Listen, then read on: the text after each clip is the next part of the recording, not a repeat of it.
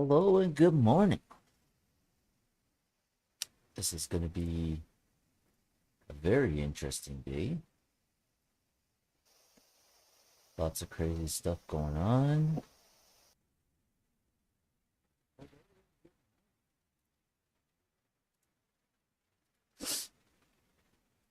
What a crazy weekend in the hockey world. Holy smokes. Did you guys see all these trades? And why is it everyone in the Leafs division is. Why? Why? Why is it everyone in the Leafs division? Florida Panthers, the Tampa Bay Lightning, the Boston Bruins.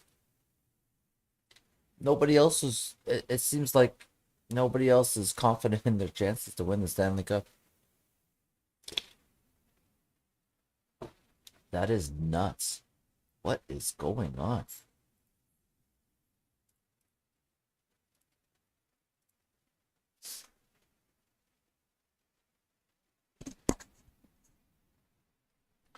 TSN's got their reporters in Calgary, Winnipeg, Denver, Vancouver.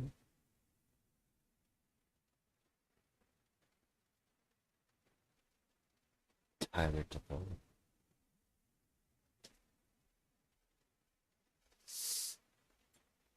Incredibly, even thinking about what's going on with all the players that have been traded already, there's still a lot of players left. John Klinberg, Kelvin DeHaan, Nick Leddy, James Reimer, Johan Larson, Josh Brown, Connor Garland in Vancouver, Shea Weber. There's a lot of people talking about that Shea Weber contract in Montreal, and teams want to use it as LTIR space, but $7.9 million. It's a pretty significant contract.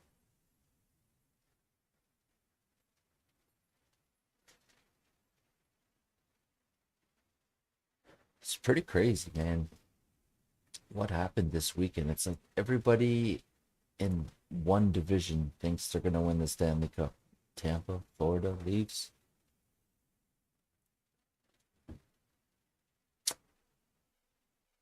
Ooh, Pittsburgh acquires Nathan Bayou from the Winnipeg Jets. I was wondering if the Pittsburgh Penguins were going to do anything. They could use a couple of depth pieces here and there.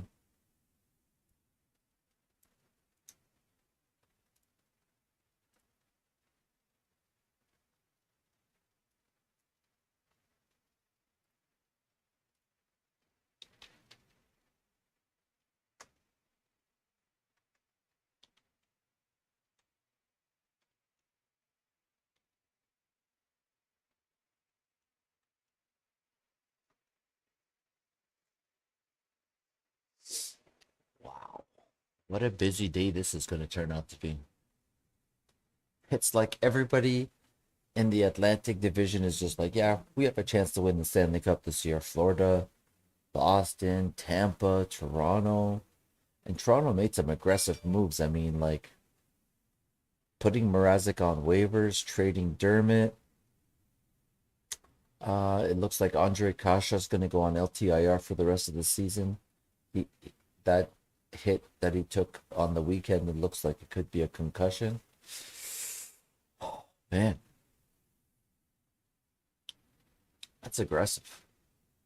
But like you look at other divisions like Washington, and you look at Pittsburgh, Carolina Hurricanes. No one's selling off their first and second rounders. You know, it's pretty crazy.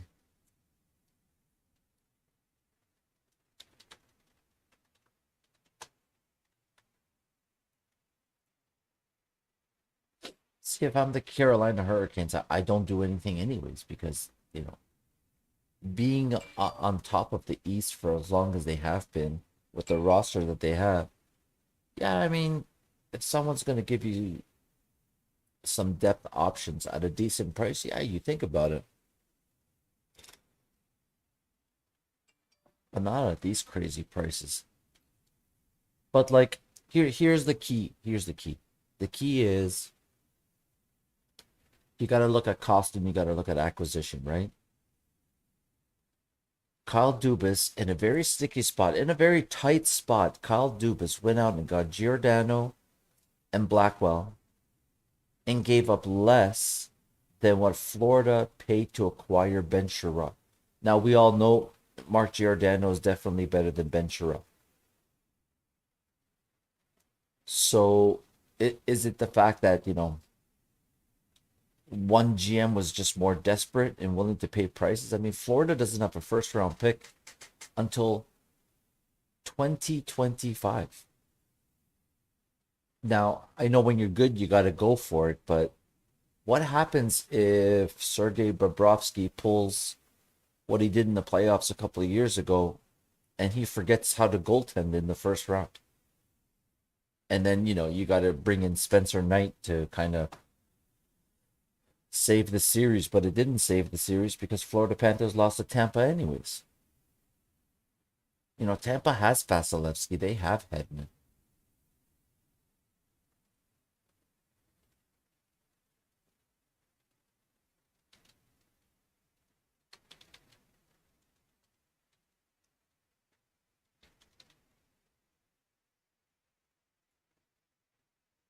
It's crazy like that. If you think about it. If you think about it. Let's see.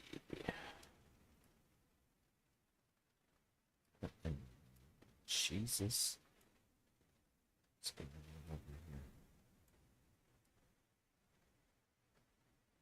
here?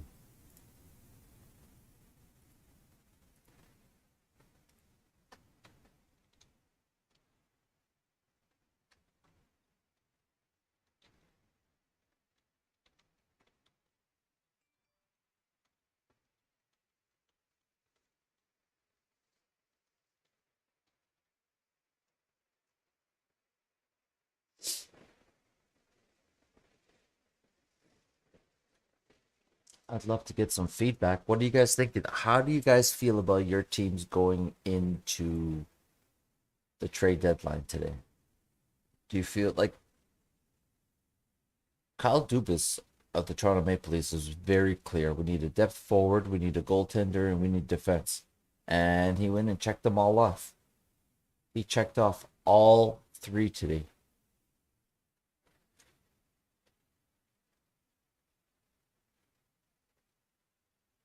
It's a very, very interesting situation, guys. Ooh, Don Waddell. Where is this guy right now? His office looks brutal.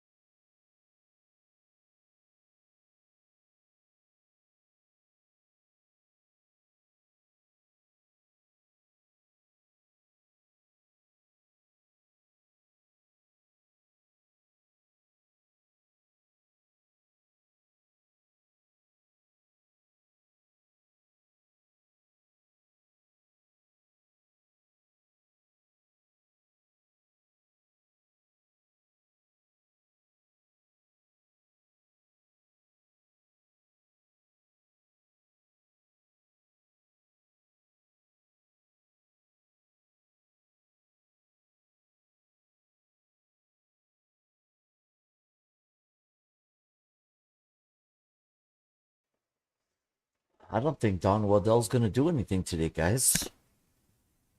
I don't think Carolina's going to make a single move. But what does that tell you? Does that tell you that this guy's more confident in his team, the way it is built today, than Florida's GM, who went out and got Giroux, Ben Sherrod? You know, they went out and got forwards. Like,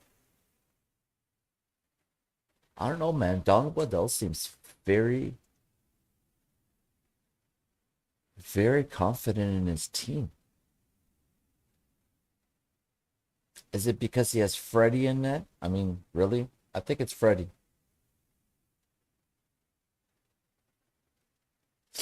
But there's rumors out there. There's some rumors out there about the Toronto Maple Leafs in terms of they made some significant acquisitions and they didn't give up a first round pick and they didn't give up top prospects.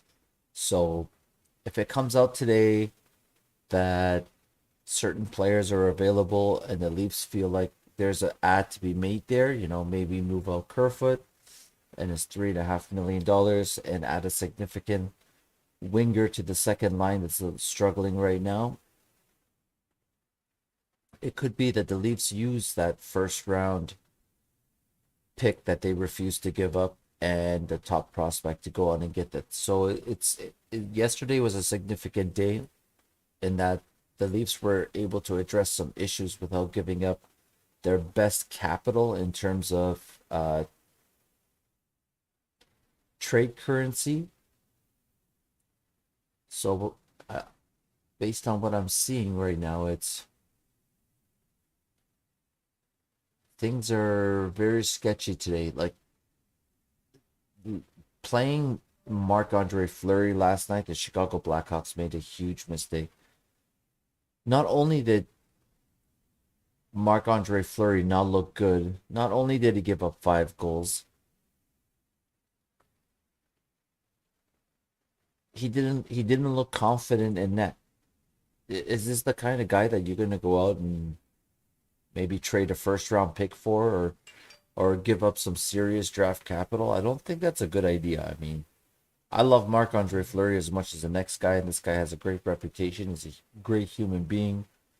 You know, he's been there, he's done that in terms of winning in the playoffs, but it just his read and react is not the same as it was in his prime. I mean, you hear Marc-Andre Fleury and you get excited, but you have to remember that this is not Marc-Andre Fleury anywhere close to his prime. This is a Marc-Andre Fleury that's slow to read and react. I mean, last night there was this wraparound goal, and by the time he reacted, not only was his weight completely off, he's falling. He loses his glove in the middle of the game. Didn't look good for Marc-Andre Fleury last night, man. If I'm the Leafs, I do not pay these prices.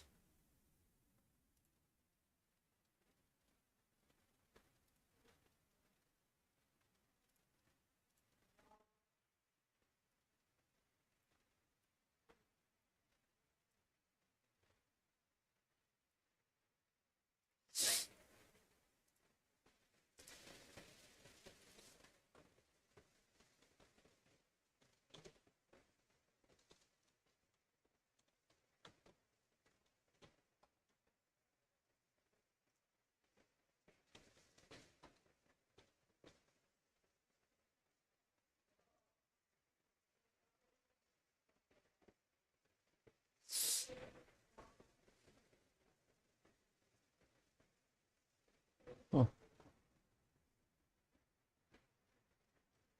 Brock McGinn, Jason Zucker.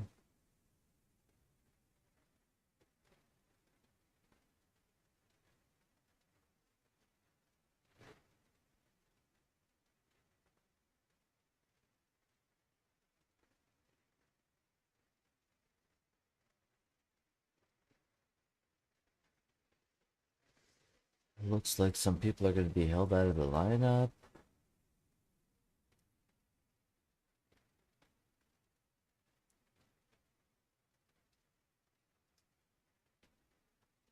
Tyler Mott. I don't know why people are making such a big, huge fuss over Tyler Mott. Guy has 15 points this season. Andrew Copp.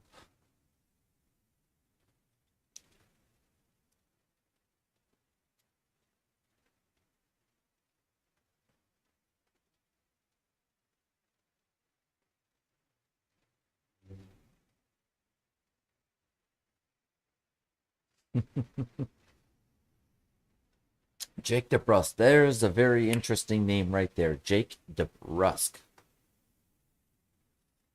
Is Boston going to move this guy?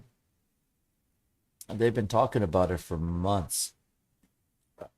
That would be a very interesting move.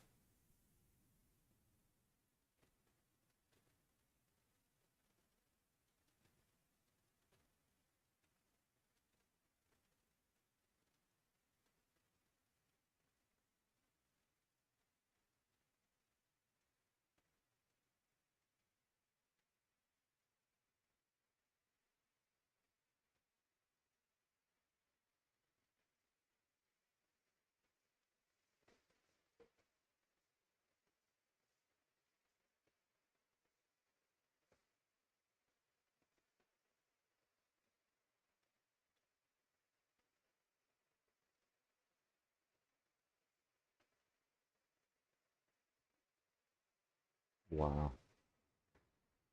The Los Angeles Kings really came out of nowhere this season. Did anybody expect the Los Angeles Kings to make the playoffs this year? Where did they come from?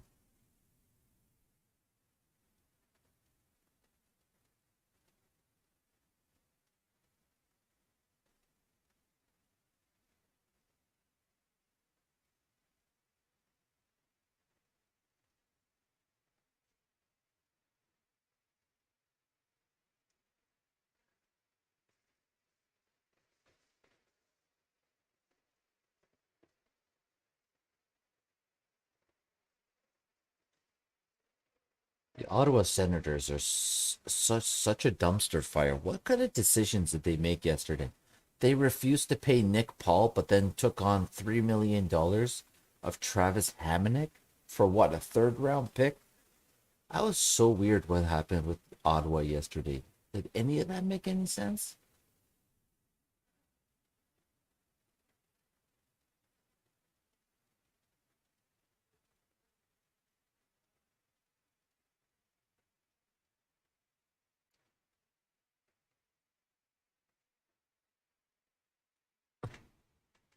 No, it's very interesting to see what a team like the Pittsburgh Penguins and Washington do today. I don't think they stand pat. I don't think they can stand pat,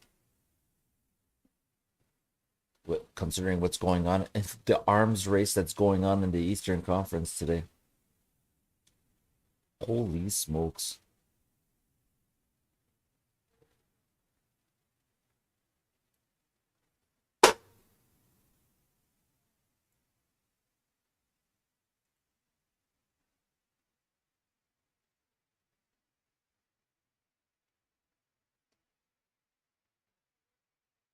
Connor Garland.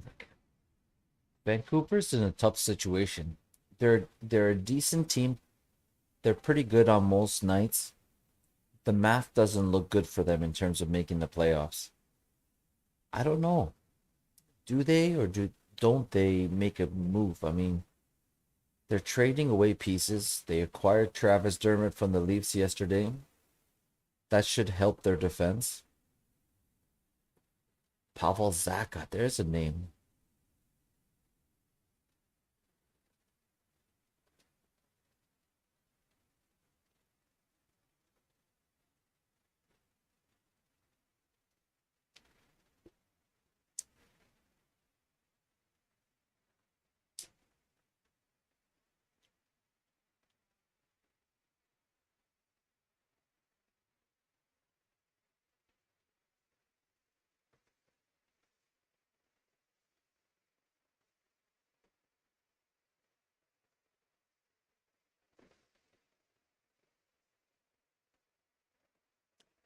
Pavel Zacha, Jack Roslovic, Damon Severson. There's some Rangers. Oh, we got a Rangers fan in the chat. What's going on? So my question is, there was rumors yesterday of Rangers looking into trading Lafreniere, but it doesn't look like it's going to happen, but they were trying to make a hockey trade with him.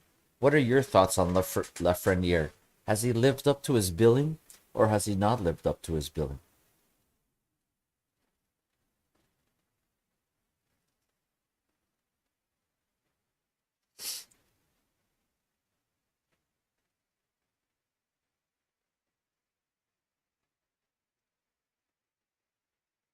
Jeff Petrie.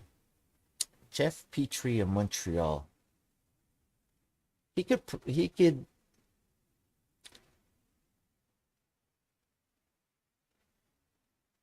yeah. 1994 is the last time the Rangers won this. That's right. The Rangers are going to be dangerous for as long as Shesterkin can keep up the magic. The magic.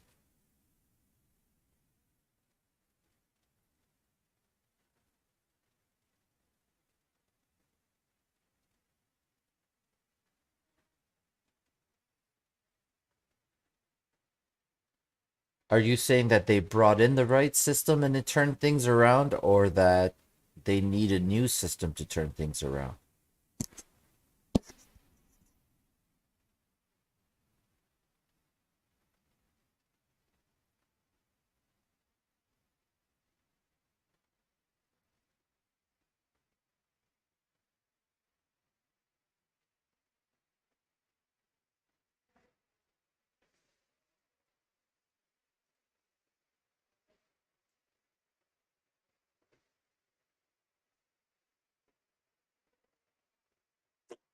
Junior and high school last time they won, eh? It's been a while, that's for sure.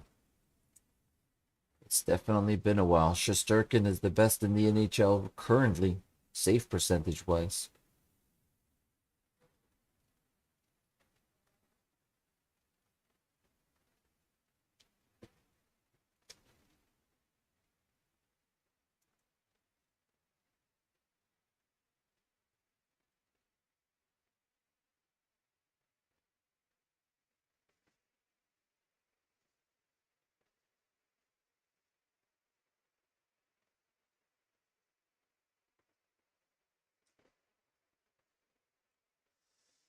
Definitely the New York Rangers are on the right path. You are absolutely correct.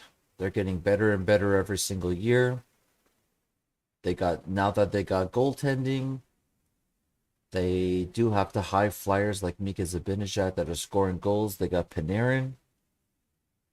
It's interesting what they do with Georgiev. They can turn him into something significant. It'll be interesting to see what happens there.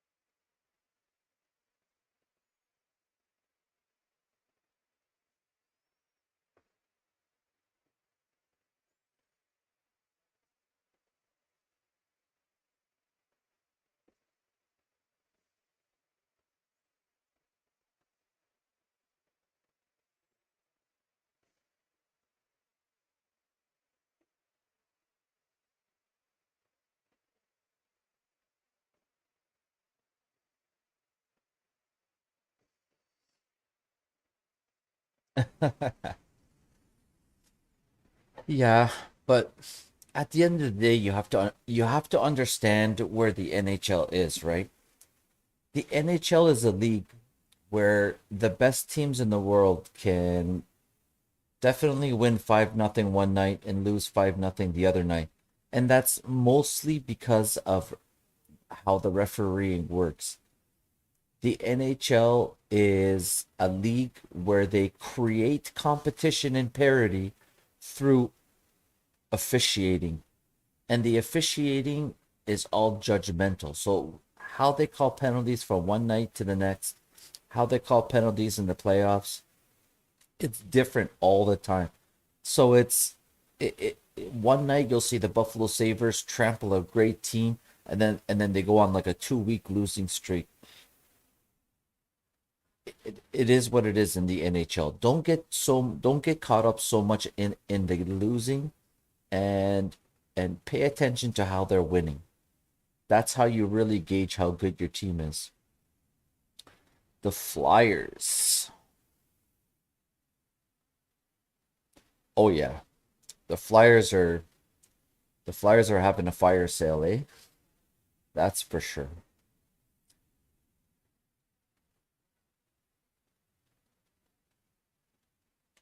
JVR is an interesting piece for a team that needs a winger and they need some supplemental scoring at a decent price. JVR is a pretty good option. I really liked him when he was with the Toronto Maple Leafs.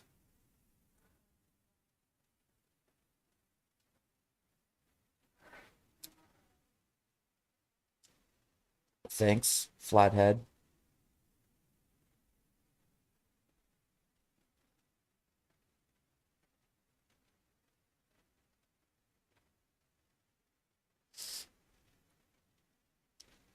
These guys on the these guys on the TSN panel are hilarious.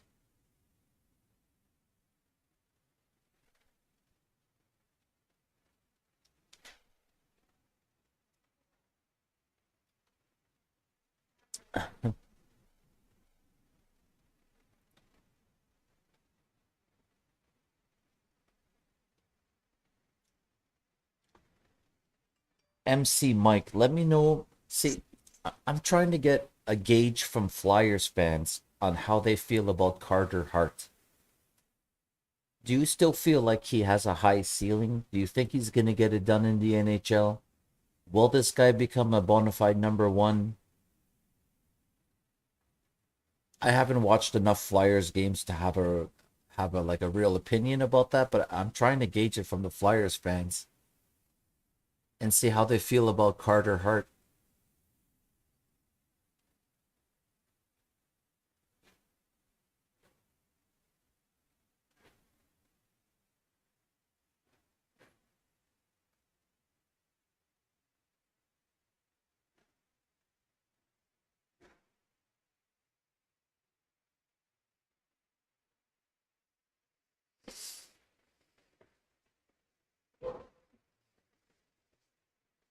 It's kind of good that the Leafs don't play until Wednesday this week. It gives them a lot of time to get these guys into town and into a practice.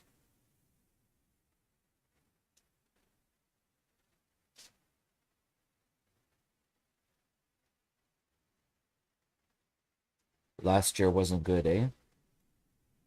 How's he been doing this year?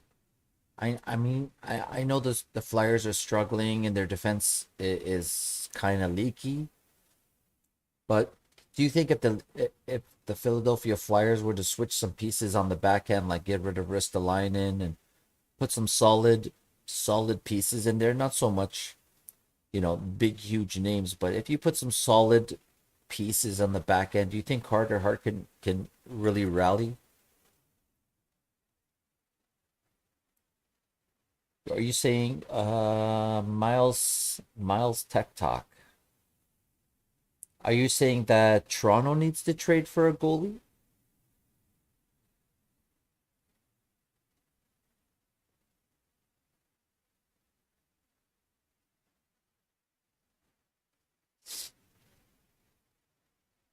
Yeah. You know what? I've been looking into some rumors on Ivan Provorov, and it seems like internally the Philadelphia Flyers are trying to make a decision on this guy, and Ivan Provorov can go either way. They see a little bit of regression in Ivan Provorov, and if he hits the market, the price can be pretty significant because his upside is nice.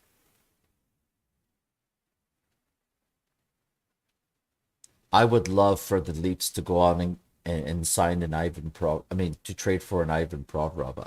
I really like his game. He can be nasty. He can hit. He's got a cannon of a shot. He would look nice on defense for the Leafs. Yeah. Yeah, and the goaltending discussion this trade deadline has been intense. I mean, like everyone's talking about goaltending. I mean, there's nobody Phoenix won't trade away. They traded Blackwell. Um, the Seattle Kraken signed Grubauer to that ridiculous contract. I'm pretty sure they want to get rid of it. Do you take a gamble on someone like Grubauer who looks horrible in Seattle? I don't know.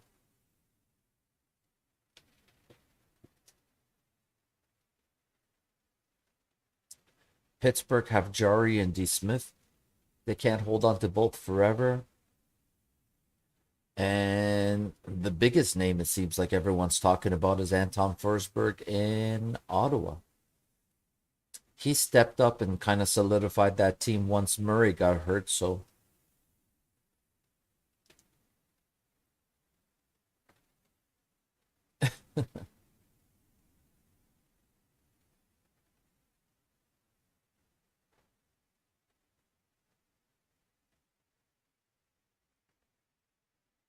okay.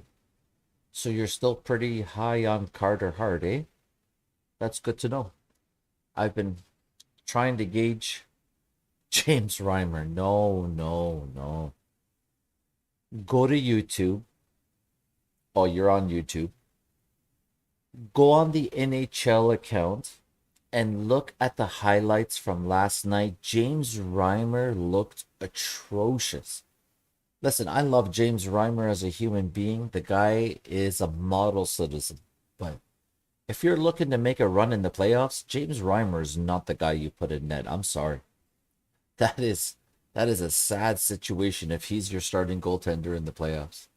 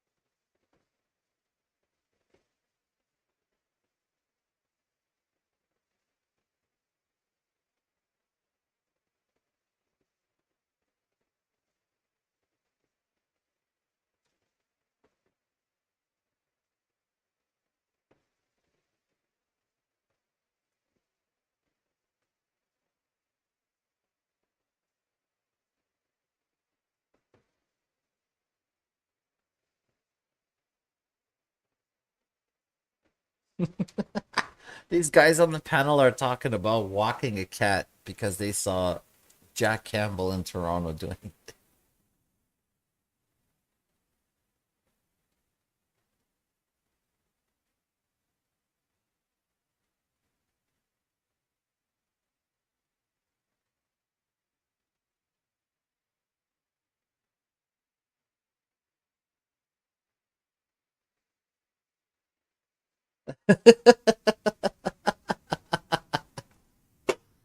Oh, old dog is never gonna live down the cat purse.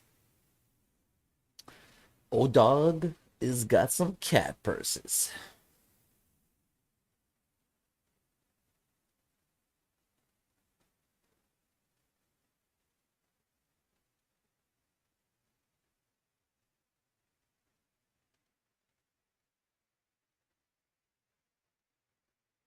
Yeah, we gotta.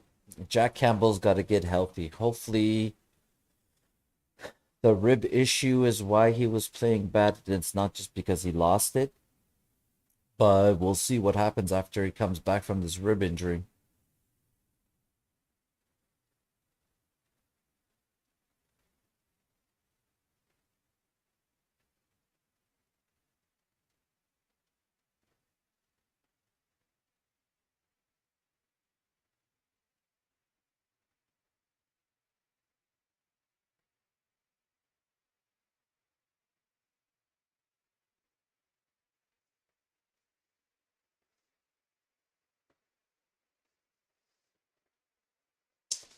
Shelgren played on Saturday, and I don't think he was bad on Saturday. Um, he definitely wasn't the reason why the Leafs lost. The Leafs just didn't play good.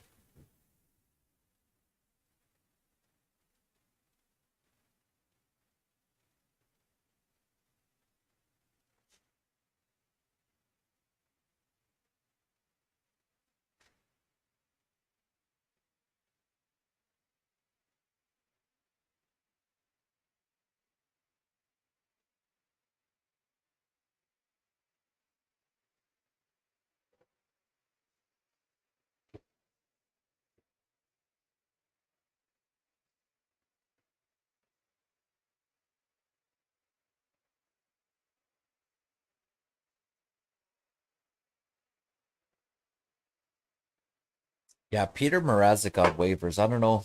I don't know what that's gonna do. I'm very interested to see what happens with Peter Mrazek on waivers. Does he go down to the AHL, play a bunch of games, kind of get ready for the playoffs because he's got to be an option?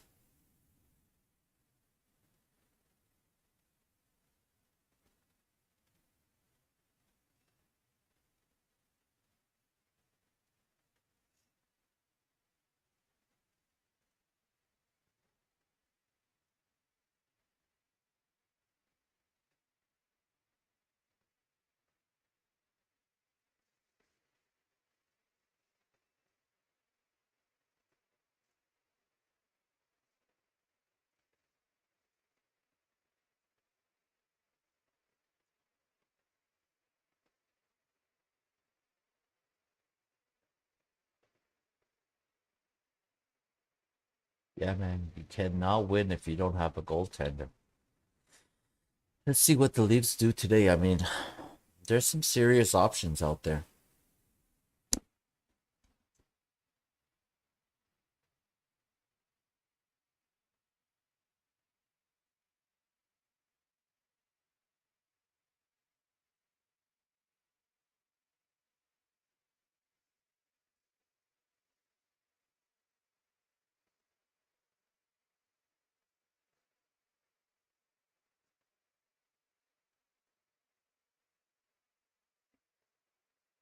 I don't think Hari Satari is going to get claimed on waivers.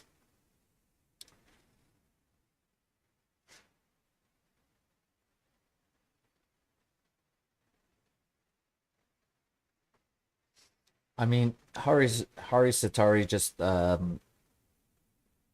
signed a contract with the Toronto Maple Leafs, and then they have to put him on waivers to be able to add him to the team. But if he gets claimed, he doesn't have to show up. He's in the KHL, right?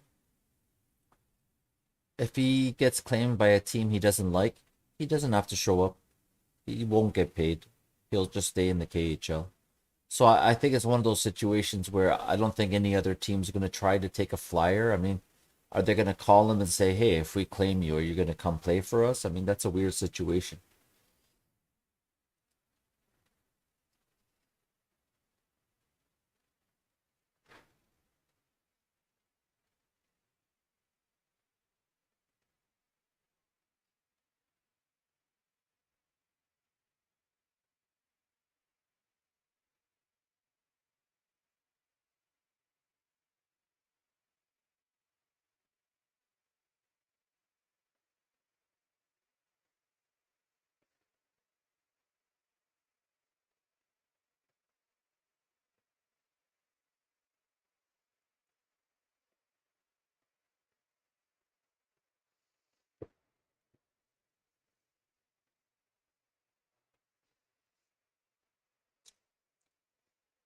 No problem, MC Mike.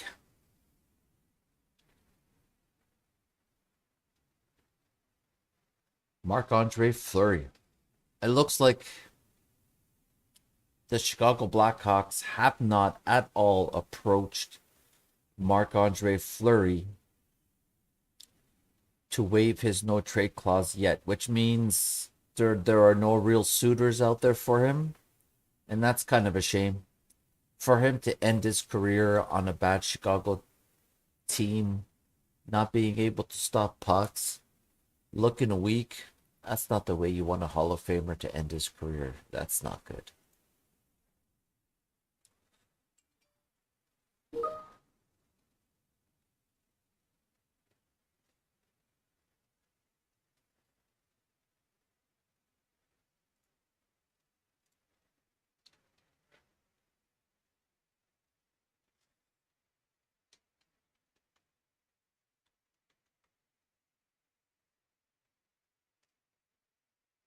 Mason, Winnipeg Jets.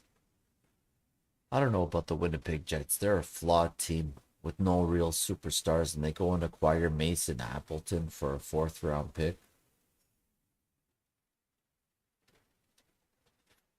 I don't know about the Winnipeg Jets, man. I don't know about the Winnipeg Jets. And the Oilers. I mean, Oilers got to do something. Oilers have got to do something. They got issues. How are they going? How are they going to go into the playoffs with the issues that they have? Their defense is horrible. Their goaltending is no good.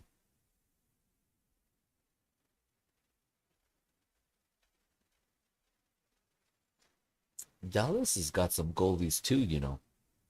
Just thinking about Dallas for a second there. Dallas. It's got a couple of goals. Holtby. It's pretty much guaranteed that Jake Oettinger is going to be their goalie of the future. And Braden Holtby is a UFA at the end of the season, and they just acquired Scott Wedgwood. So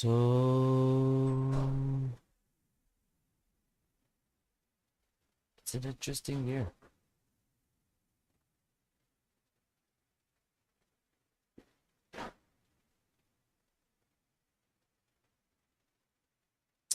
It's definitely interesting.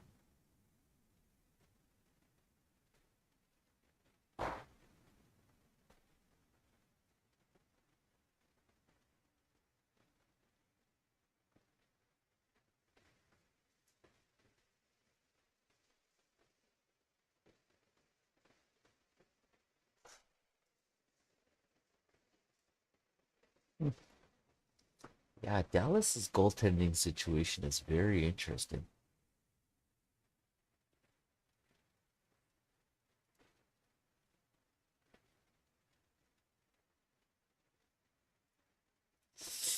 Something's gotta give there. They got three goaltenders now.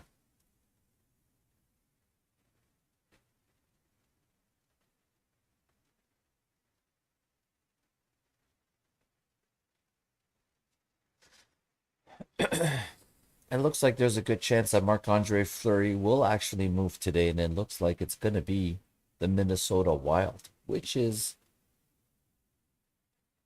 wild. No, it's yeah. Marc-Andre Fleury definitely controls his future and where he goes. But it seems like, like there's a connection there with Bill Guerin and Marc-Andre Fleury. They played on the Pittsburgh Penguins together. They won together. And I think there's a good chance that Bill Guerin calls up Marc-Andre Fleury and says, "Come help me out." Yeah, I hope he is injured, but I don't know. From what I understand, it's not a significant injury, a long-term injury.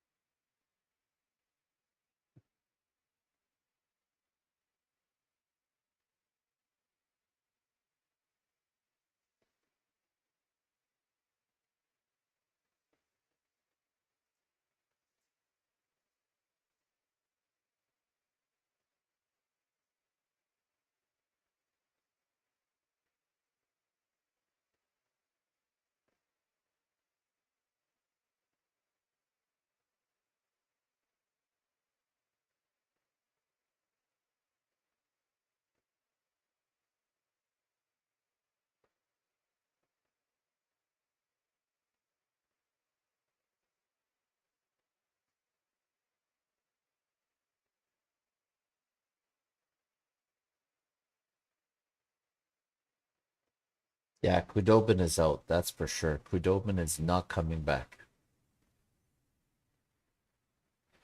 But it all depends on if Dallas ends up trading Klingberg, if they don't see themselves as a playoff team, which I don't think they are a playoff team, Jamie Benn and Tyler Seguin are horrible players on horrible contracts. So it's one of those things where if the Dallas Stars think they're not going to be good and they start selling off, then it could be interesting.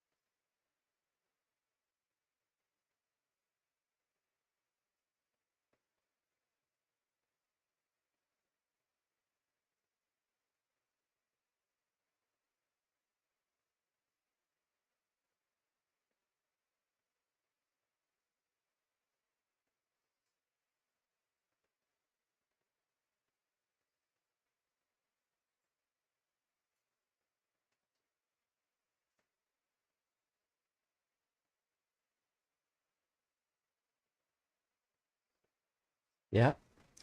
Marc Andre Fleury rumors. Marc Andre Fleury.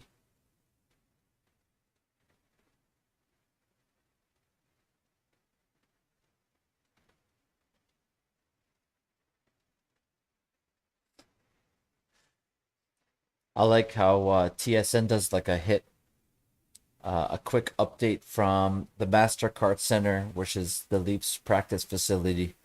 And in the background, you actually see Dubas on the phone pacing back and forth. This man is stressed out. This year is his legacy year. Yeah, Heiskanen. Heiskanen got injured, and now you can't trade Klingberg, but Klingberg is a UFA. You cannot let that asset walk for free. I understand that there's an issue with Heiskanen being injured right now and they're trying to make the playoffs, but if Klingberg is not negotiating with you, you cannot walk into free agency and let this guy go. That's a horrible, horrible situation for Dallas. Considering where they are franchise wise and they have a lot of assets,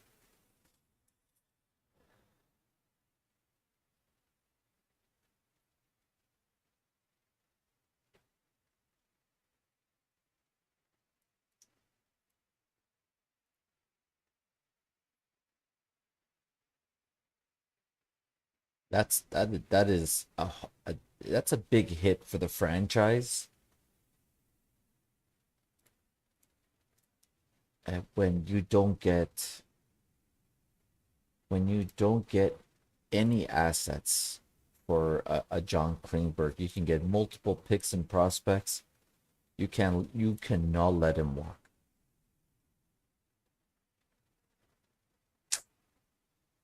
Let's see what's going on here.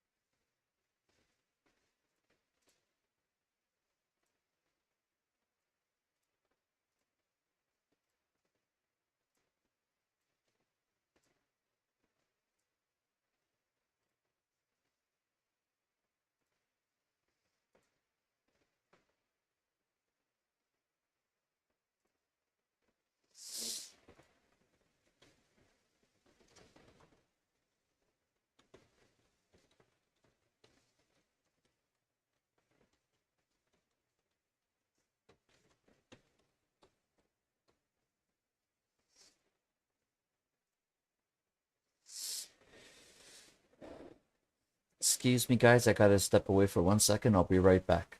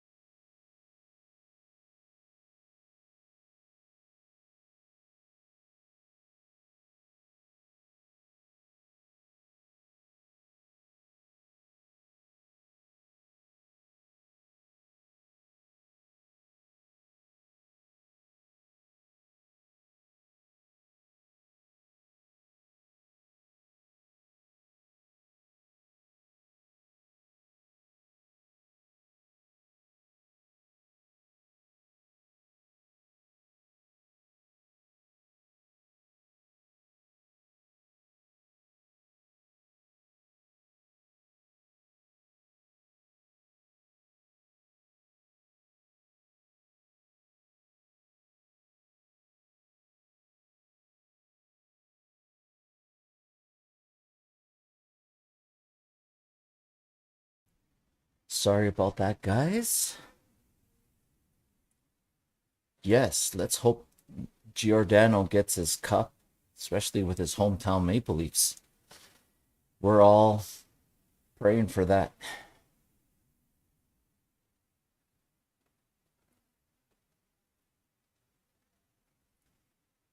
Still waiting for some traits to drop.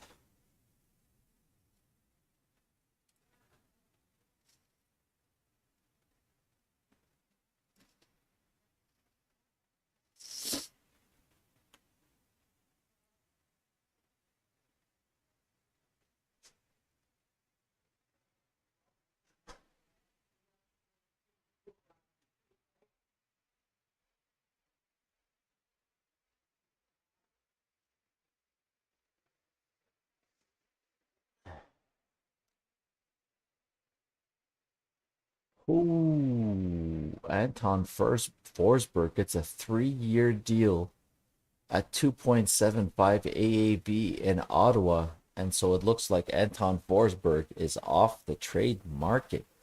Ladies and gentlemen, first significant shoe to drop this morning. Anton Forsberg.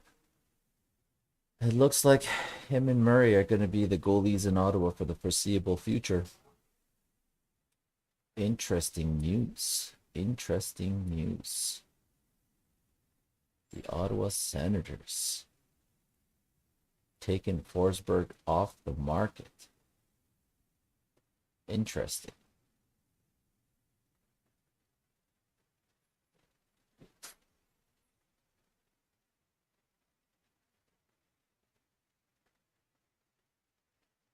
Well, it looks like the Rangers are interested in Nick Leddy, which is, you know, the Red Wings have some pieces that they could trade. That's for sure. The Detroit Red Wings and the New Jersey Devils have some interesting pieces. Pavel Zacha, Nick Leddy. There's some rumors around Tyler Bertuzzi in Detroit, but I don't know what his situation is, being unvaccinated and things like that, where he can and can't play. It's a complicated situation. I don't think NHL teams are going to give up significant assets because, if he can't come up to Canada and play in the playoffs because he's unvaccinated, I don't know how that affects his trade situation, but it can't be good.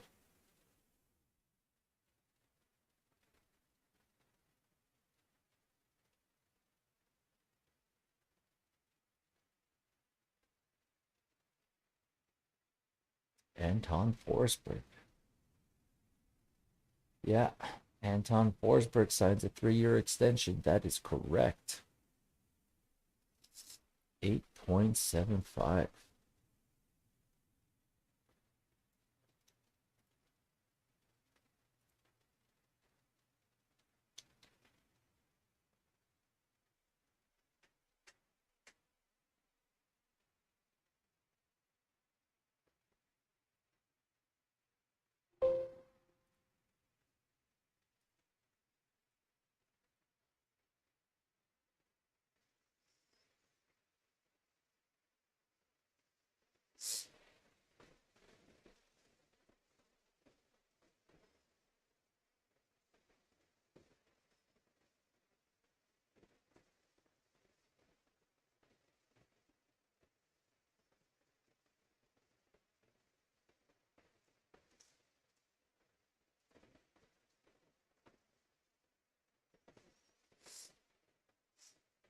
Well,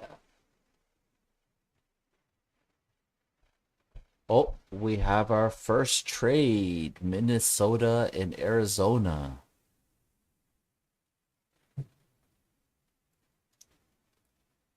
Jamie McBain.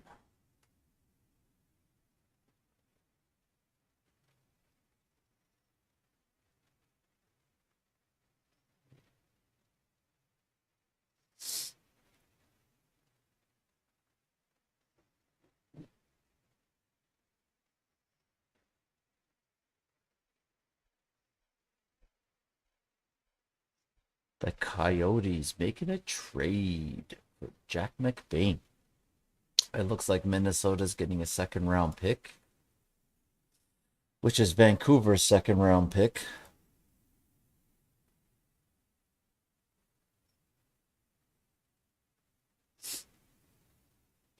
So it looks like we're getting some action around here. Things are picking up. Forsberg signs. Arizona and Mini make a trade. Interesting.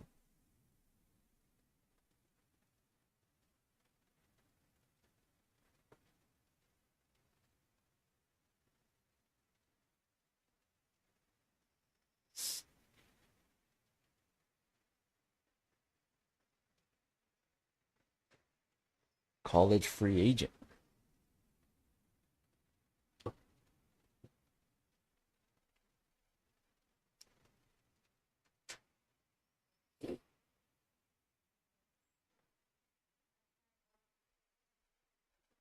It'll be interesting to see what the Leafs do, considering Andre Kasha's injured and he was knocked out cold on the weekend. That cannot be good for the Leafs. His status is up in the air. Most probably he's going to go on LTIR, which would give the Leafs a little bit of flexibility in terms of making a deal. Leafs definitely need to do something with their second line. That's for sure.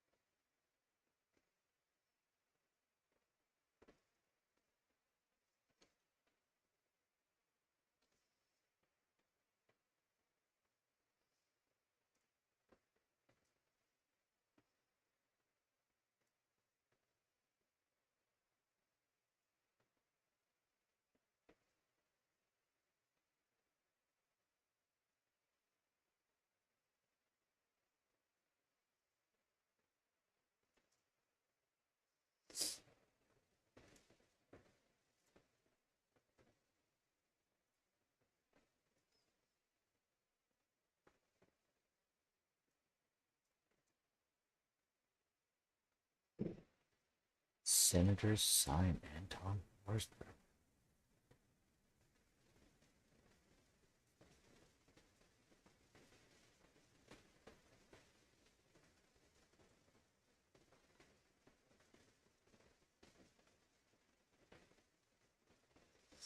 Zdeno Chara. There's a lot of talk around Zdeno Chara, but in the off season, he didn't want to go to any Canadian teams because of the COVID restrictions and being far away from his family. So I think he's definitely an interesting situation.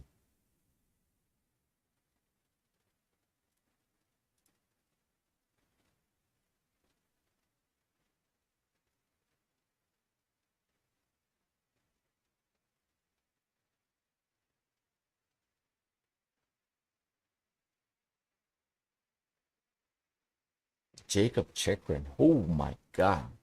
There's still a lot of talk around Jacob Chikrin. The price, I think that the acquisition price is so high. I don't think a lot of teams want to get close to this.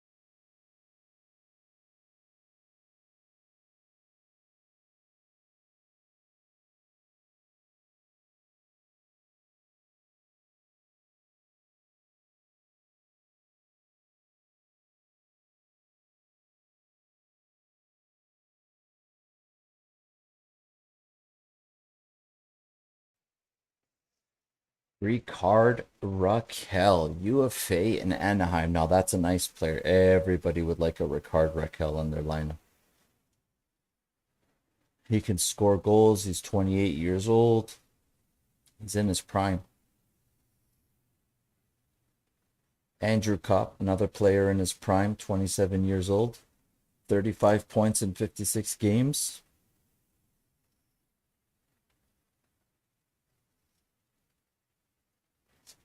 Arturi Lehkonen in Montreal. There's another player that could be on the move today.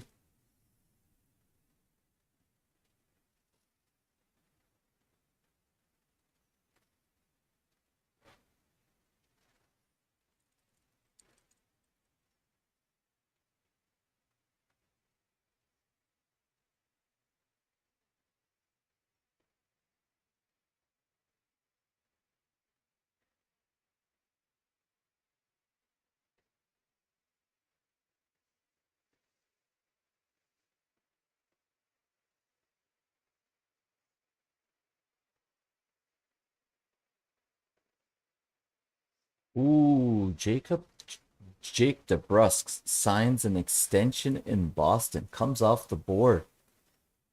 $4 million AAV, boys.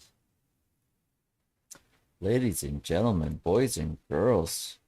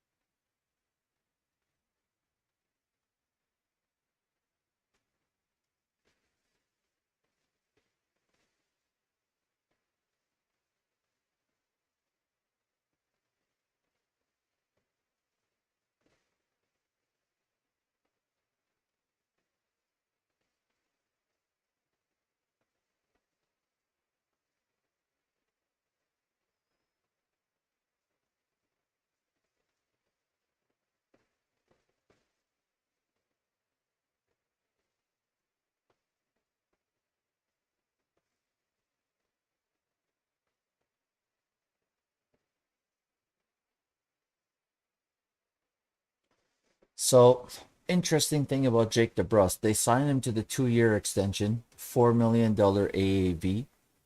This could be, you know, sign him, get some term on him, and then trade him for some significant assets. I think you definitely get more in a trade for Jake DeBrusk with 2 years on his contract at $4 million.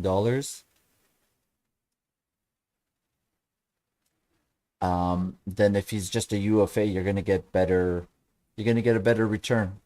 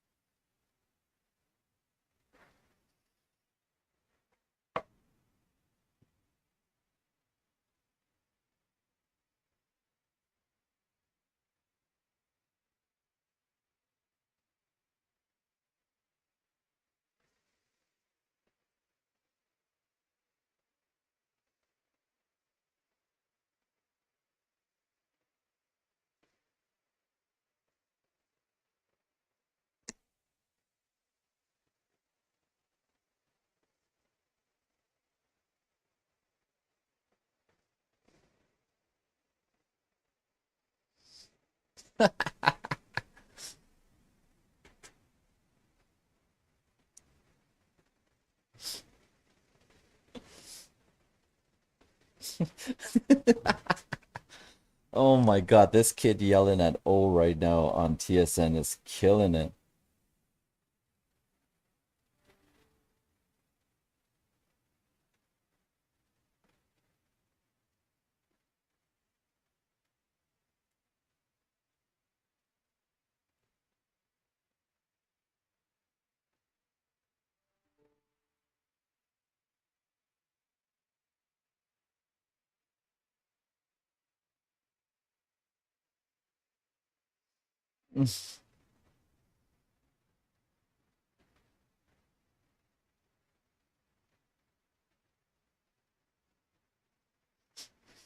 That kid on TSN was adorable.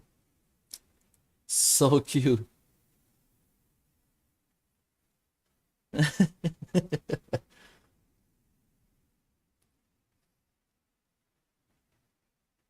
That's hilarious. That Coach Cal, MVP of trade deadline day on TSN.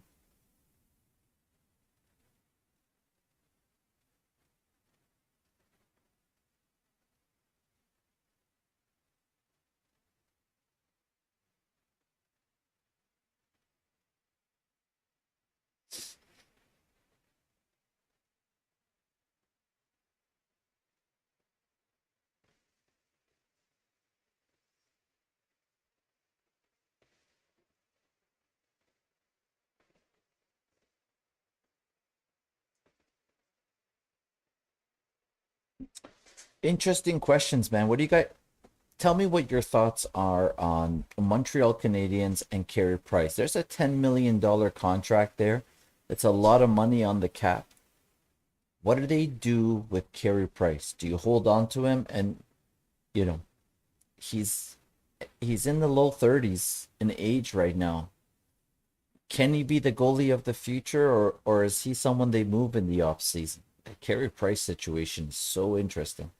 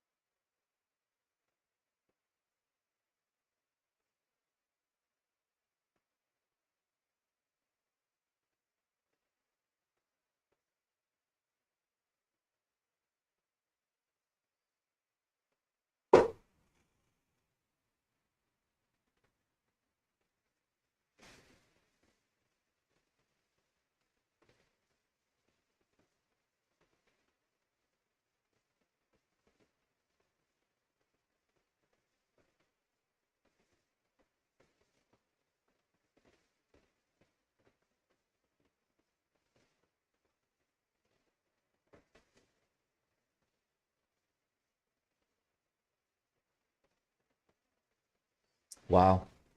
So the Montreal Canadiens are confirmed to be looking to move Shea Weber's cap hit and create more cap flexibility and take him off of LTIR. So there's a lot of teams out there looking for LTIR contracts to add to be able to add players to their roster. That becomes well, I mean, there's 4 years left on Shea Weber's deal, so I wonder if a team like Arizona picks that up just to get to the cap floor.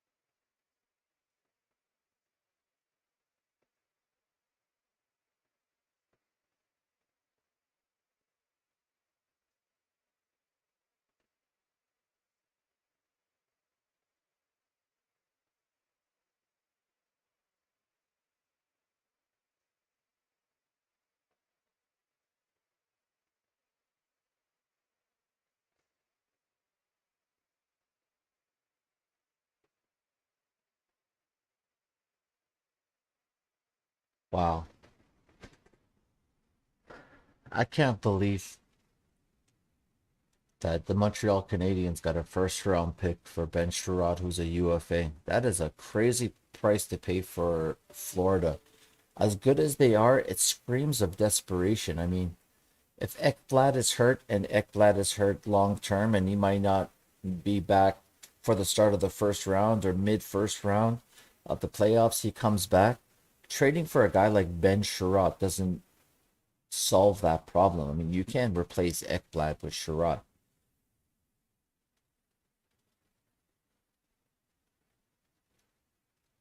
And that's the real, I think that's the real, that's the way you have to view the trade deadline. It's, yeah, you want your team to go out there and make moves and trade and make a trade, but if there's a significant injury to a good player on your team, no trade, no Ben Sherratt trade, no, all these depth trades that are happening today don't really solve your problem if a serious player or like a great player on your team gets hurt. So, can you justify the price tag of a first, multiple seconds, a prospect? I mean, it screams of desperation when you see these teams give up significant assets for a guy like Ben Sherratt. Ben Sherratt's not going to move the needle on any team that he goes to.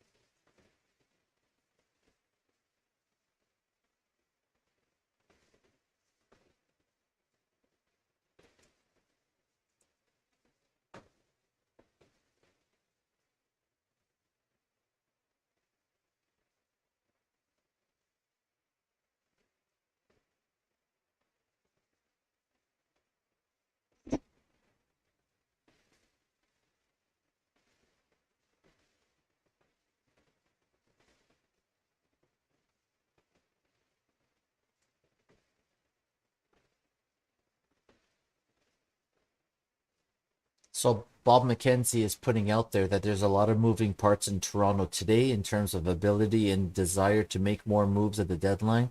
The health of Andre Kasha is one. If he's out for a prolonged period, they may have to fill a hole. Mrazek uh, will probably not be claimed on waivers, but some are suggesting not entirely out of the question that he does get claimed. UFA goalie signing Hari Satari, if he clears waivers, at least a week away from visa approval. So Hari Satari is not going to come to North America at least for another week based on visa situations.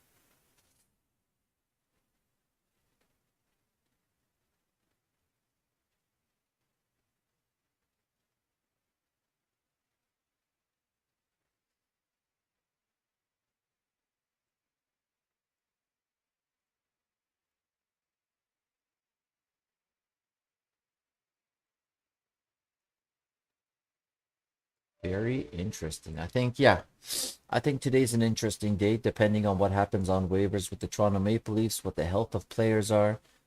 Jack Campbell is on the ice pre-practice. He is working with the goalie coach, so maybe he's getting closer to being healthy again. We'll see what happens after practice today. He will most probably be on the ice for a little while, half an hour, 45 minutes, and then after that, we'll get more of an update on how he feels and where things are going with his injury. Um, yeah, the waiver situation and health is going to be a real driving factor in what the Leafs do today because they are definitely being aggressive. The Leafs are not sitting back. Kyle Dubas is a very, very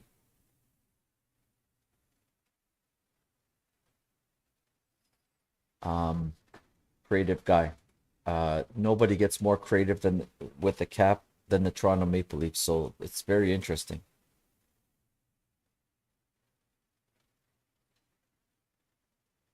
Yeah, Justin, that is correct. I'm also seeing the same thing. Kasha going on LTIR. The Leafs will look to add a piece there. And there are significant pieces available in terms of people trying to move forwards. Ricard Raquel and Arturi Lehkonen, Pavel Zaka. There are players out there that you could help supplement your top six, even if it's a bottom six player.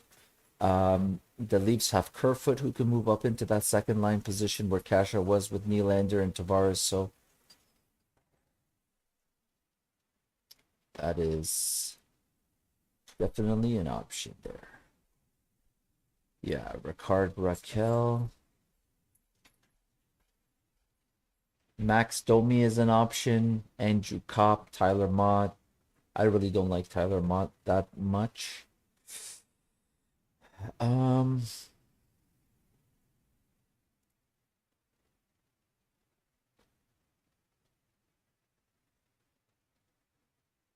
Johan Larson in Arizona is a possibility. Connor Garland for sure is a possibility.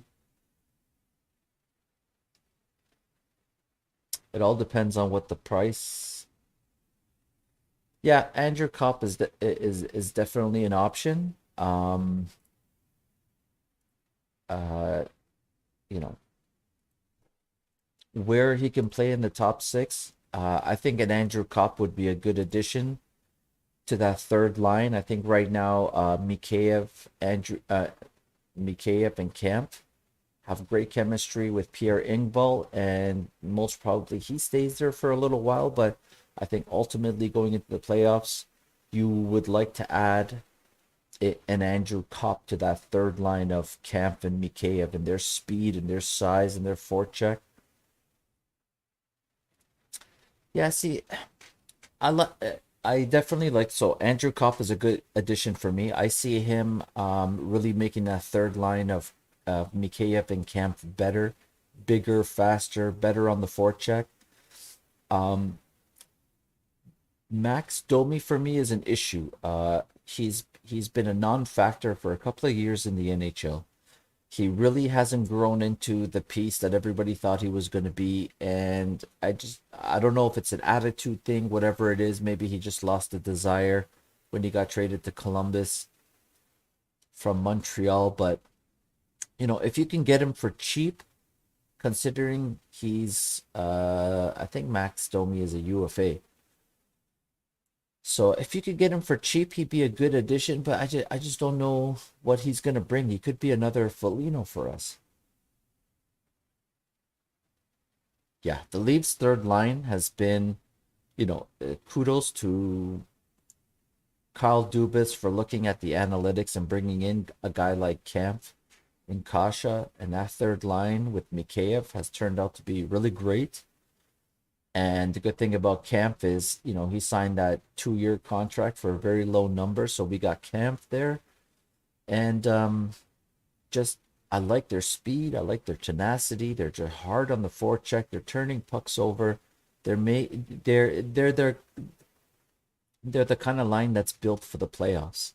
Once the offense goes away and the dingle dangle and the time and space and in the center ice, when that goes away, you have to be able to dump the puck in, retrieve it, forecheck, and I just think that line is built for the playoffs.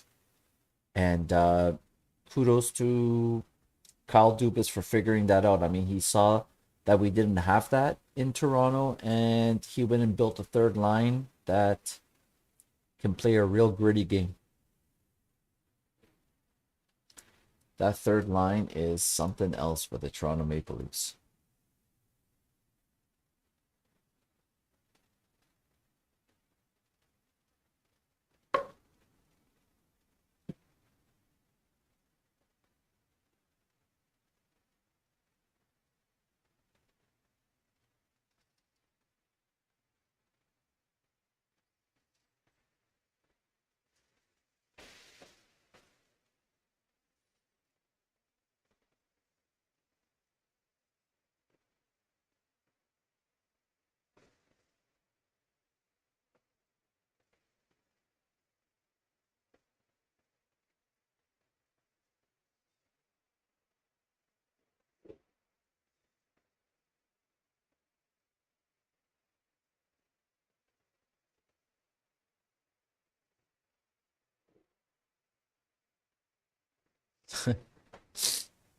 TSN's putting up their list of the greatest of all time.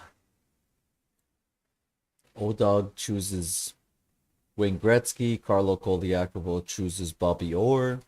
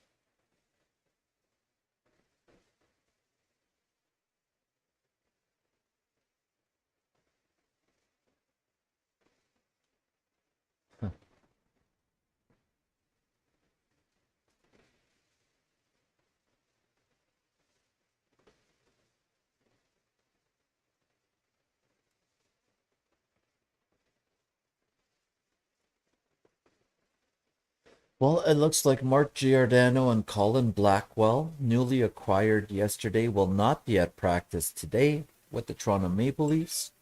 So it looks like we're going to have to wait until Tuesday to see where they slot in the lineup and what Sheldon Keefe decides to do with those two.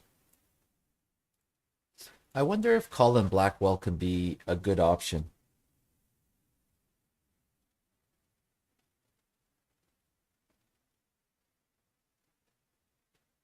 Yeah.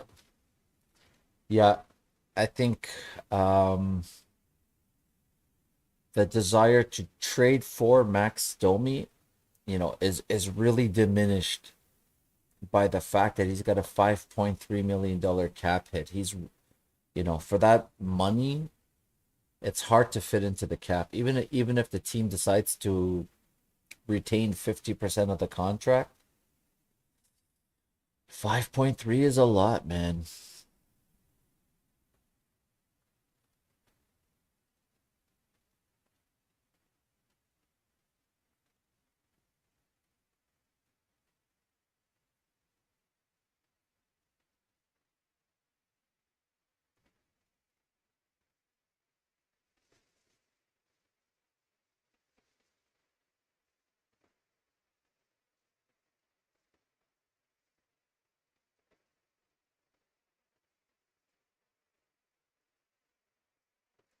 Watching a video of Jack Campbell work out on the ice. Let's see how he looks.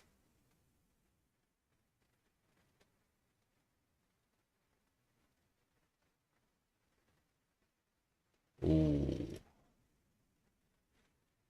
He's not moving great. Definitely that rib injury is still bothering him.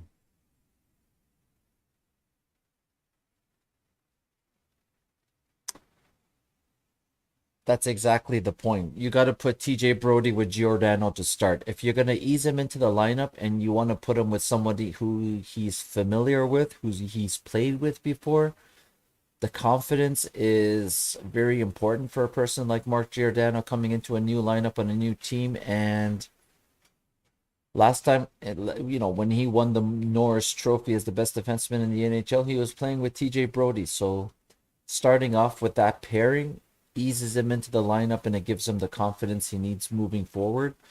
And then eventually you can start switching up your D pairs. But right now, Riley and Lyubushkin look good together, so you keep that pairing. You put Giordano with TJ Brody. And then you got a third pairing. Right now it's Sandin and Hull, which is not bad. But when Muzzin comes back and he's healthy, it could be Muzzin and Sandin. So there's definitely a lot of options there. It'll be interesting to see, because Justin Hall has been rumored to be on the block and the Leafs want to trade him. What the Leafs do on the right side. I don't think Liljegren is ready to play big minutes in the NHL, and I don't think you can play him starting game one of the playoffs. So you have to go acquire a right-handed D-man, and it'll be interesting to see what they do on the right side there.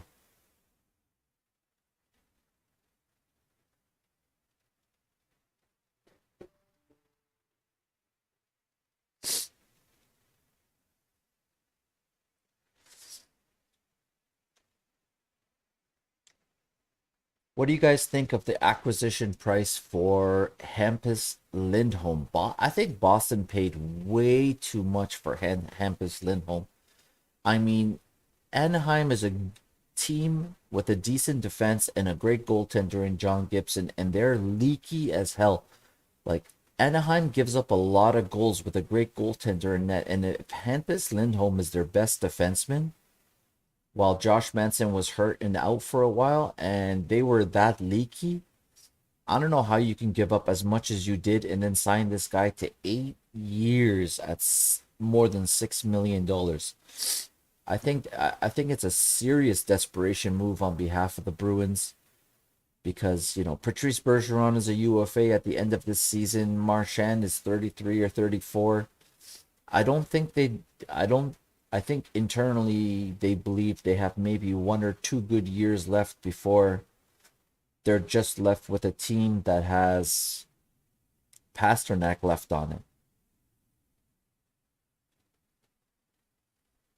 It's I don't know. You guys let me know what you guys think of the acquisition price for Hampus Lindholm by Boston.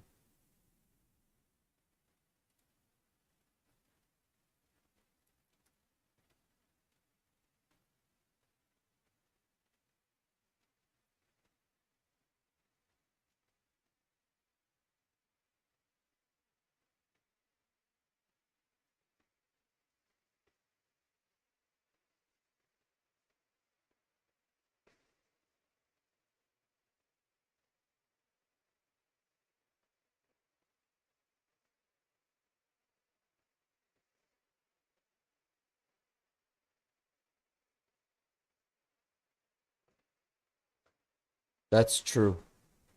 I think bringing in a team to a new environment, a new system, and not seeing him play, and then all of a sudden just giving him 8 years as 6.25 or 6.5 they gave him. I think that's a huge gamble by the Bruins.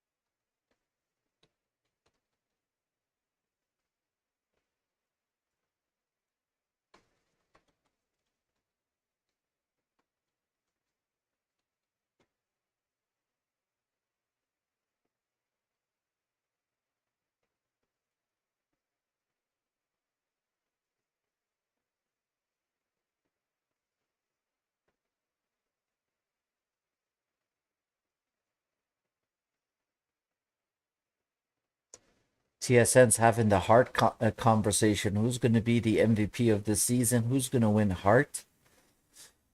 I don't think it's going to be Shesterkin, just because goalies have their own award, and usually goalies don't win that.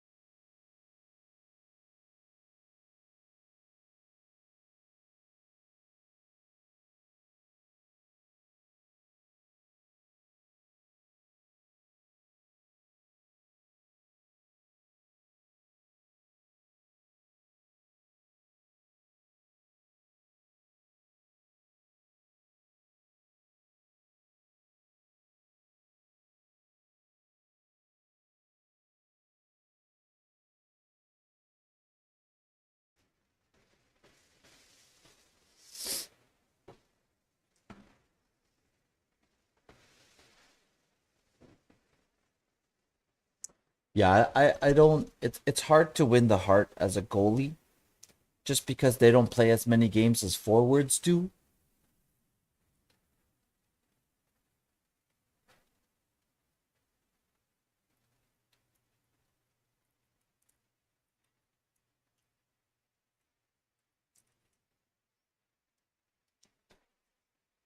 Easter chocolate.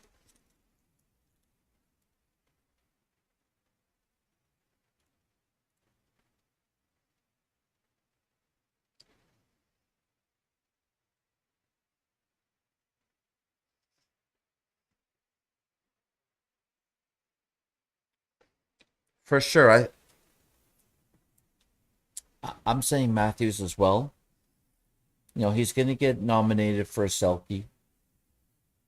He's gonna get he has a good chance of winning the Maurice Rocket Richard. And what he's done for his team this year and how dominant he's been on the ice, I think he should win the Hart. You know, that could be 3 trophies he adds to his trophy case this year, and becoming a dominant two-way center with the amount of leads the league in takeaways. You know, he doesn't get calls like the way McDavid does on the ice. He has to battle through so much nonsense. I just I don't know. I don't see how Matthews can lose it right now. I think he's got to be the favorite right now. McDavid and Draisaitl. I mean, their team was outside of the playoffs a little while ago, and recently they started winning games again. I wouldn't give it to those guys. They don't do enough on the ice other than just score on the power play. Matthews is killing those guys in goal scoring. You know, when the Leafs won that lottery and they were going to draft Matthews, I knew he was going to be good, but how good he is and how dominant he is not something I expected. So I am, you know, I'm very surprised at how good Matthews has become. I thought the scrutiny in this town was going to drive this guy's talent down, but he is unbelievable, this guy.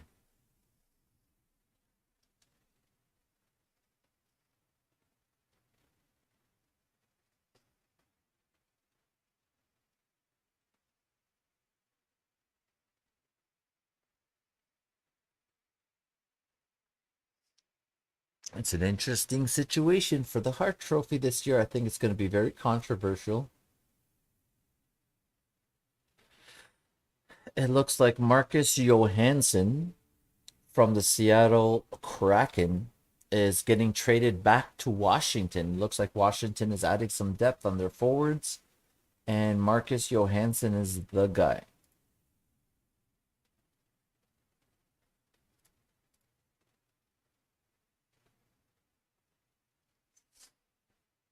I mean, the Winnipeg Jets are trading Brian Little's contract to the Arizona Coyotes.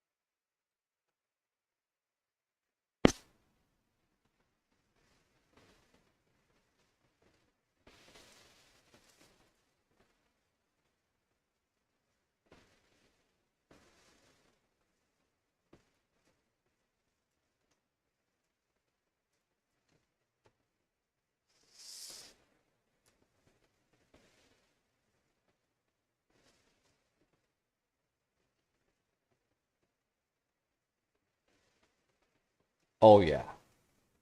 What Matthews has done in the last little while, no first round pick is ever going to live up to that. That's for sure. Lafreniere, Hughes, even Connor Bedard, I think he's gonna have to live up to these, like, to this McDavid and Matthews comparisons where they're scoring 30, 40 goals a year, 80, 90 points, being as dominant as they are on the ice. I think it's a lot for a first round pick coming into the NHL at such a young age.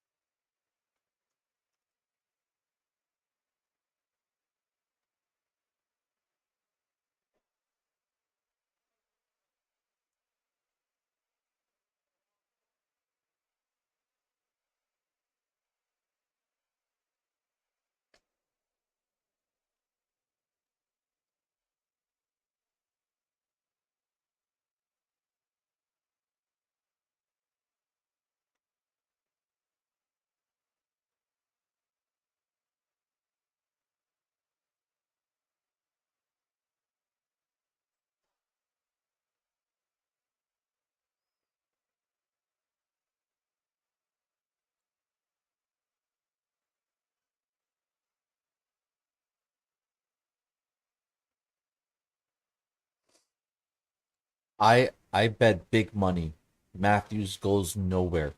Even on his current cap percentage, I believe Matthews's cap percentage is currently he's getting 14.3% of the cap. When he becomes a free agent, 14.3% of the cap, I think his percentage will stay the same.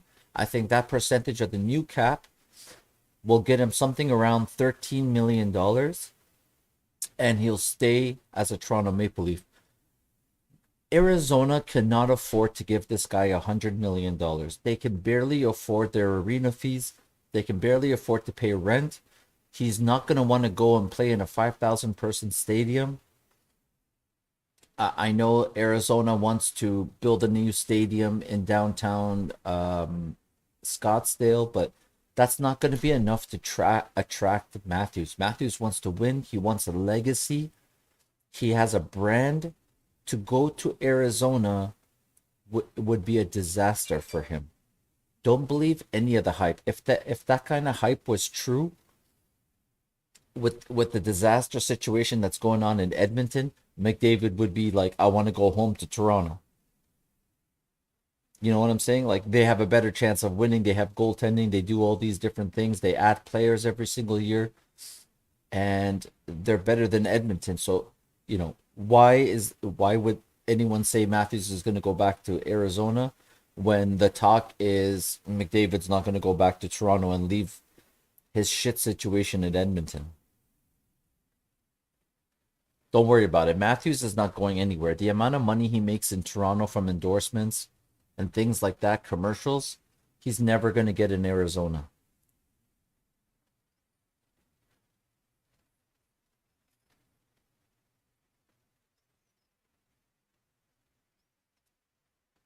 Matthews' strategy is this. He signed a contract that takes him to 26 years old, and he's getting paid 11.634 AAV. His next 8-year contract takes him to 34 or 35 years old. So I think that's pretty much, once he signs that 8-year deal for $100 million or whatever it is, it's going to be time to transition the C from Tavares to Matthews, make him captain, and then he's going to stick around and retire as a Leaf. Yeah, Arizona. Well, here's the thing: the NHL, because of their TV rights and the way it works, is the big companies that pay them money to put hockey on television on the big broadcasts need certain teams in certain markets. And that team in Arizona is a big TV market, and you need a team in that Arizona market. Moving Arizona to, like, they say maybe Texas or some other place like that, it's a strategic thing where you need certain teams in certain markets to get the TV broadcast deal nationally. So Arizona, unfortunately, Coyotes are going to stick in Arizona for a very long time, regardless of how stupid it is to have that team there and they don't get anybody in the stadium.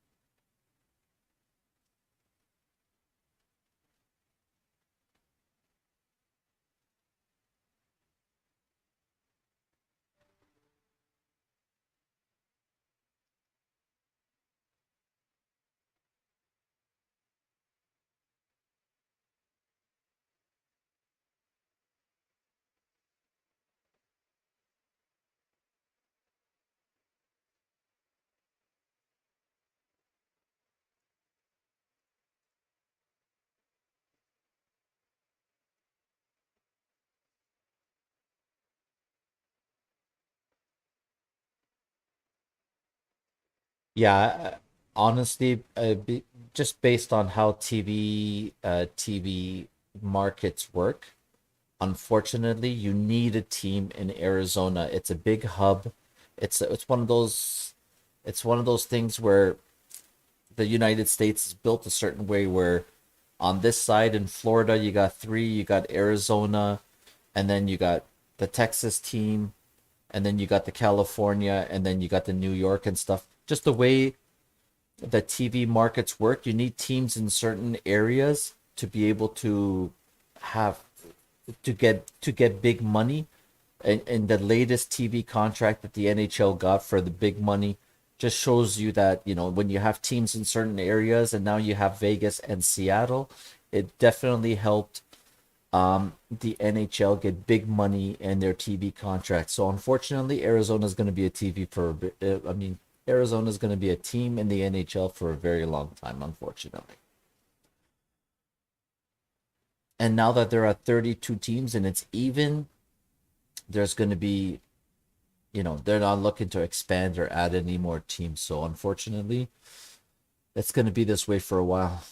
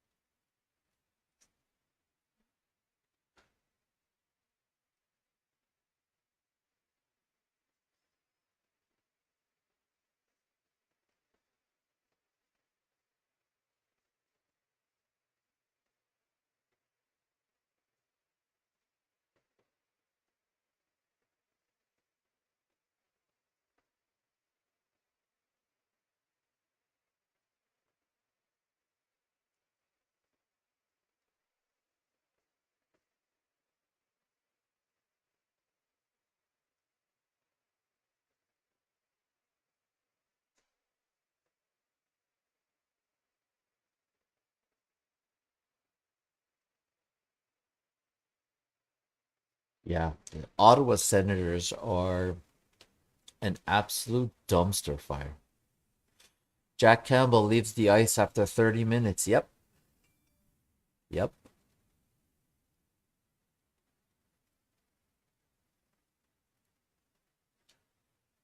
Didn't expect him to be on the ice for more than 30 minutes, 40 minutes. And yeah, Jack Campbell has departed the ice after 30 minutes.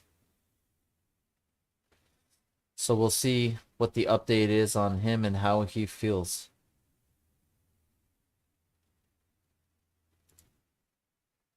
Hopefully he's feeling better and he comes back soon.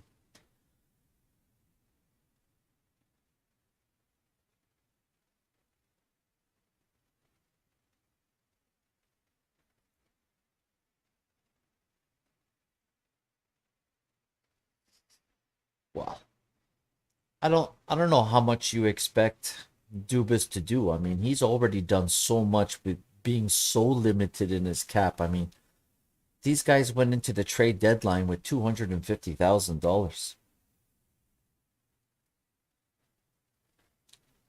To be able to add a goaltender, to be able to add a forward, Colin Blackwell, to be able to add Mark Giordano. I mean, I know you want the Leafs to make moves, but you gotta give Dubas some credit. He is absolutely pulling off magic with how tight the cap has been. Unbelievable, this guy. This guy is a cap genius. Brandon Pridham.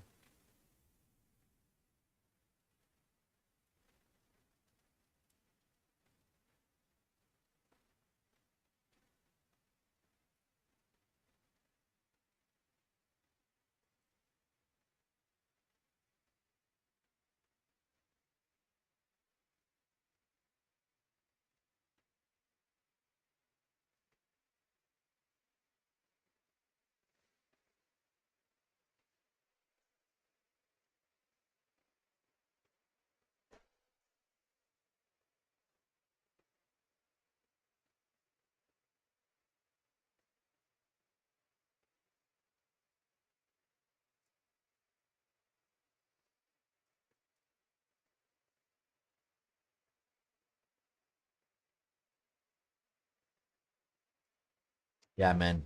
I am. Every single time people say the Leafs are cap strapped, they say the Leafs don't have a lot of bullets in the chamber. May TSN spent a week talking about the Leafs can't afford to address goaltending, forwards, and defense. They have to pick one and only address one. And Dubas in one day in one day went and got a goalie, a Finnish goalie who just won in the Olympics. He went and got Giordano, who is much better than the guys available in terms of Ben Sherrod and Robert Haig and all these other guys. And then he went and got Colin Blackwell just for depth on forward. TSN and Sportsnet have been saying for 2 weeks straight they cannot address all three positions. And what did Dubas do? He said, "Hold my coffee, bro." Gotta love Kyle Dubas and his willingness to admit mistakes. He admitted the mistake on Nick Ritchie, and what did he do? He traded him to Arizona, and he got a useful piece in return in Lyubushkin. And then Mrazek turned out to be a mistake. What did he do? He waived him and went and got a replacement. As a GM, you got to be able to admit your mistakes and move on from them and make your team better. And there's not much more you can add. I mean, at the end of the day, when you go into free agency and you spend money and you acquire players, nobody knows how it's going to go.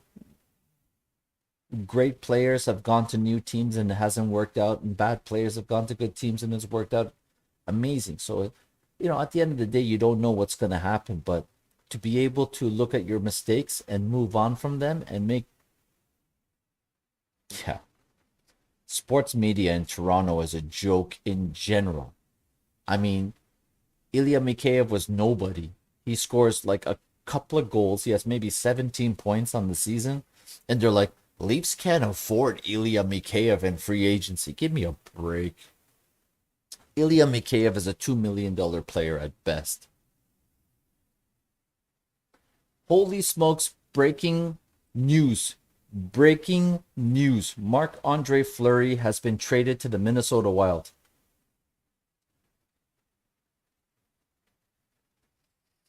It's a conditional pick, a second round conditional pick that can turn into a first.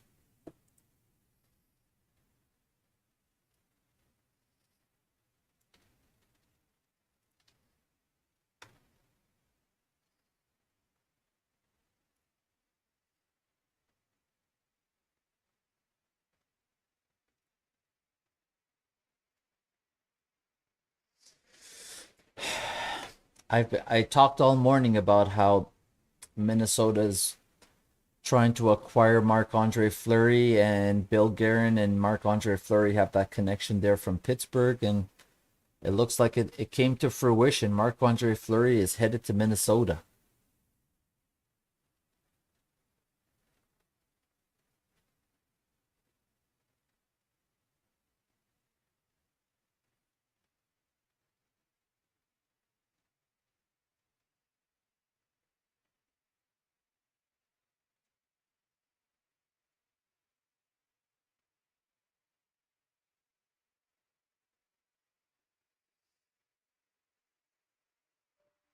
Watch out for the Minnesota Wild making waves. Holy smokes.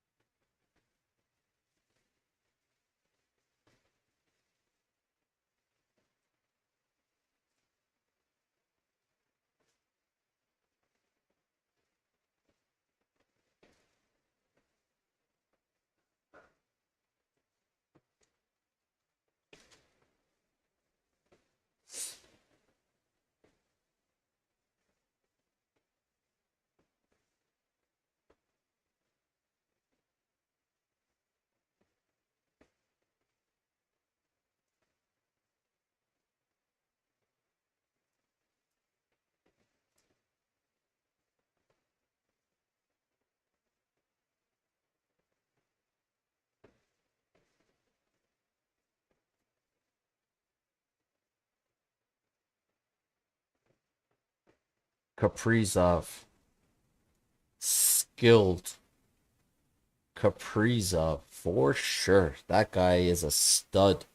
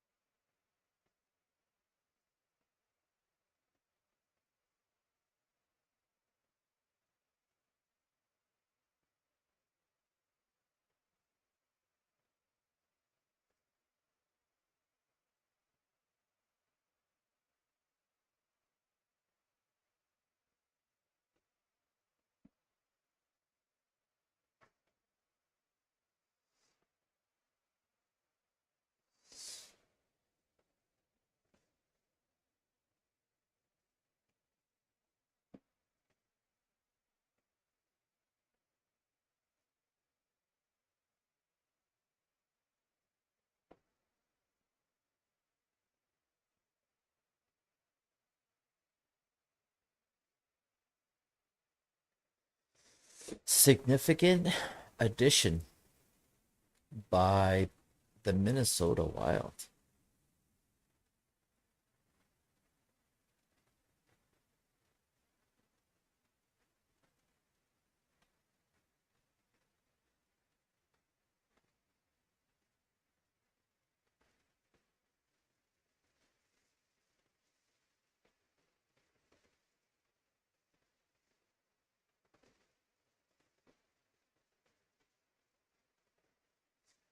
The Minnesota Wild are trading Capo Kapanen away. Holy smokes. This is a good young goaltender. What is going on?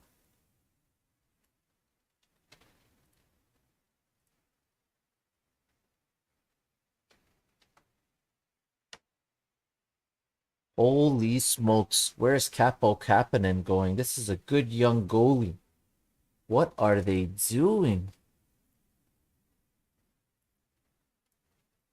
Oh, please be the Toronto Maple Leafs. Please be the Toronto Maple Leafs. Please be the Toronto Maple Leafs. Come on, Leafs.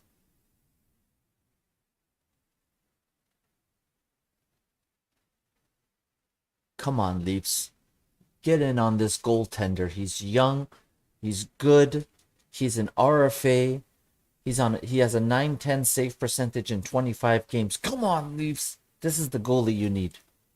This is the goalie you need, baby. This is the goalie you need. Good young goaltender going forward.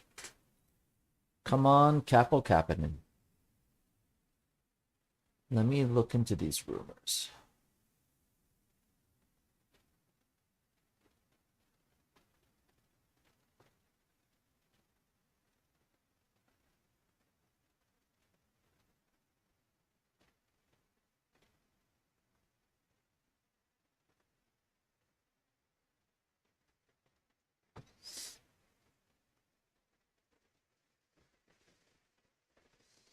Come on, Leafs. Come on, Leafs. Get in on this Capo Kapanen trade, please.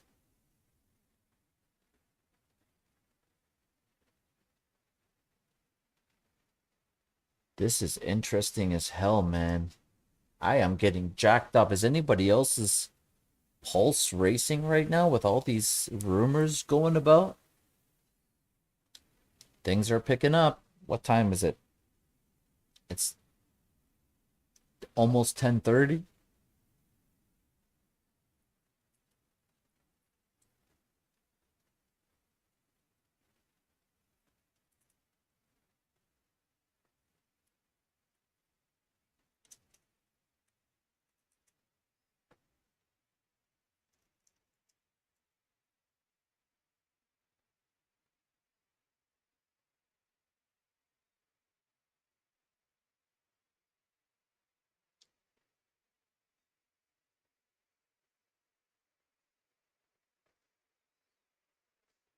Come on.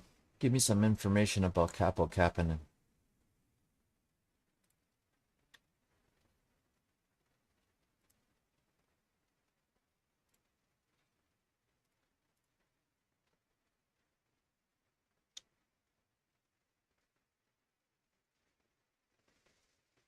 Come on, man. Give me some information.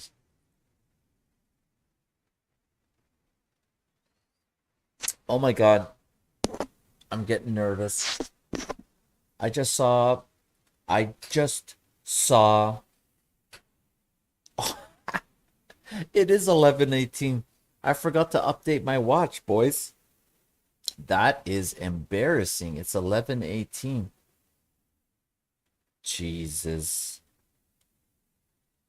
I forgot to update my time. That is not good. This is the problem. This is the problem with having too many watches. I have like 15 watches in my watch collection, and updating all of them as you switch them through the week. I am located in Toronto. Where are you guys located?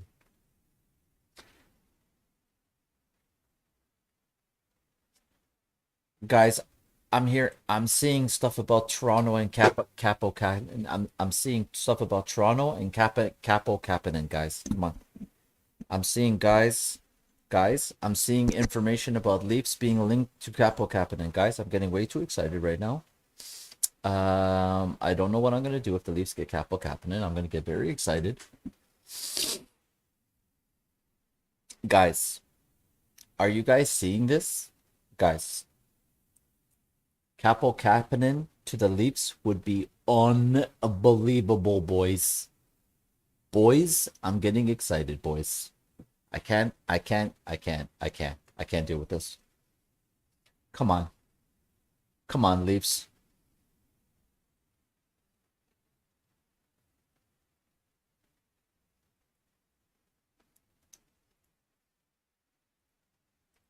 Belleville, Ontario. That is a gritty, gritty town. Lots of beauties from Belleville. I'm serious, man. I'm seeing the Leafs linked to Capo Kapanen. It's not for sure that they're gonna get him, but I'm seeing that the Leafs are being linked to Capo Kapanen.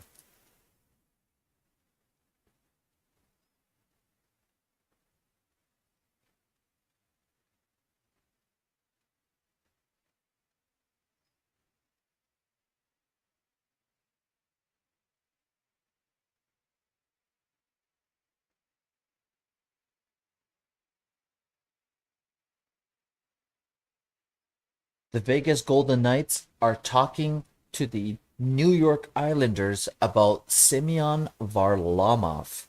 Holy goalies are moving today. I thought there might be some goalies moving today, but this is looking like a significant goalie trade deadline day.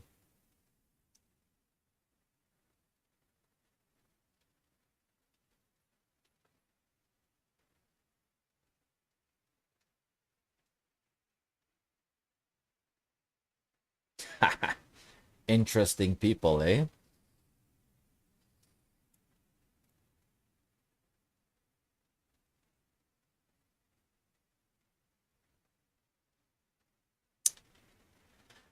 I'm seeing some interesting information about the Leafs talking to Columbus about Domi. Max Domi.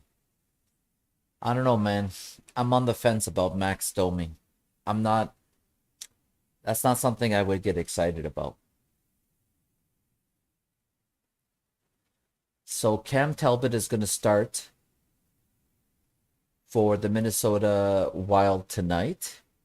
And it looks like Fleury's going to be joining him in a platoon situation. And so the Minnesota Wild are now looking into trading away Capo Kakinen. And I'm not seeing anything in regards to names, but I did see something about the Leafs being linked there. I'm not seeing the names of any other teams. I don't know what this means. My pulse is racing. My heartbeat is high. I'm getting nervous. I'm very excited for this. I'm gonna lose it too. Me and you, we're gonna do like a high five on the we're gonna do a virtual high five.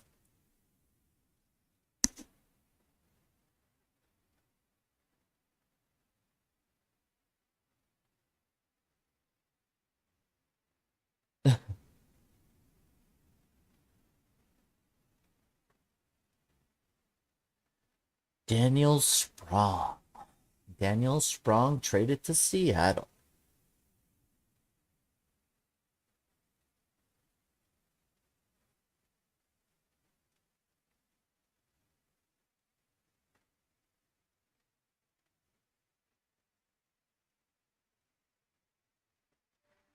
We need him. We need him. We need him. We need him. Need him. Need him. Travis Dermott's gonna be on Vancouver radio in about Sportsnet 650.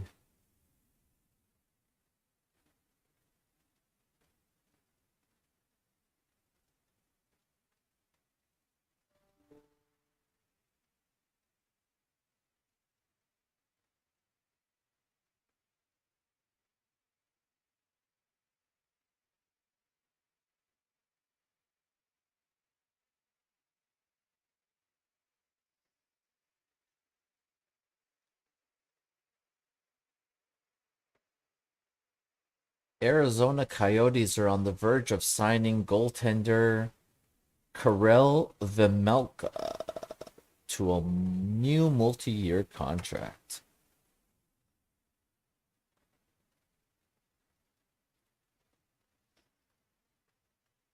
Oh, Capo Kakinen has been traded to the San Jose Sharks.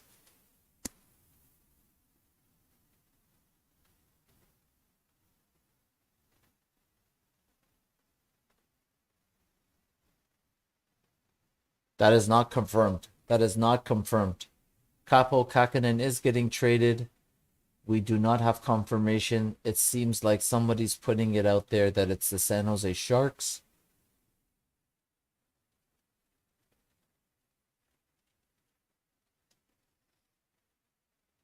Let's hope it's the Toronto Maple Leafs. Come on, Toronto Maple Leafs.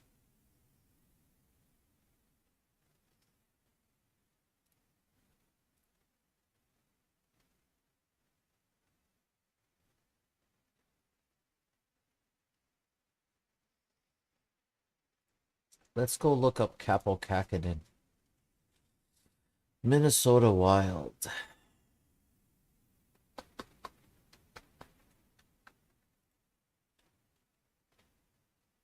So Capo Kakinen was on a $725,000 contract. Ooh, that's easily acquirable. Pay the price.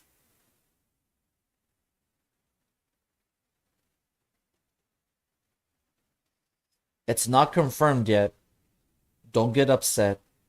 It might not be San Jose. We don't have confirmation.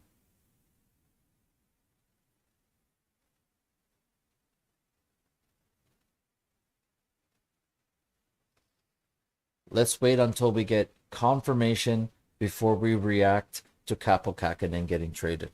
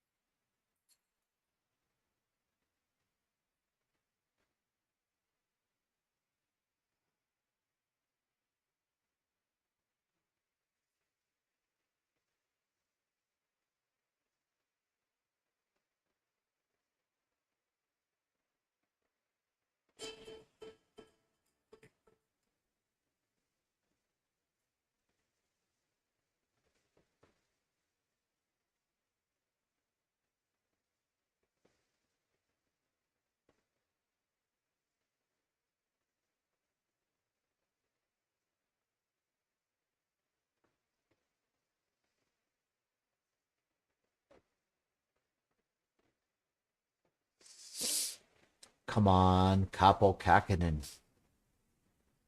Give me something to get happy about.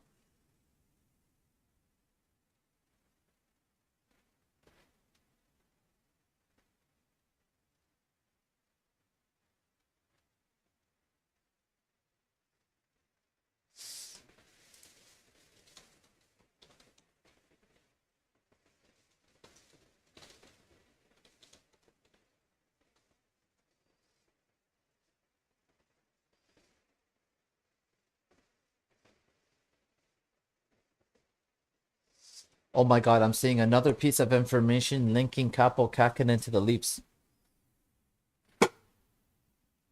I now see two sources linking Capo Kakinen to the Leafs. We're getting excited here, people.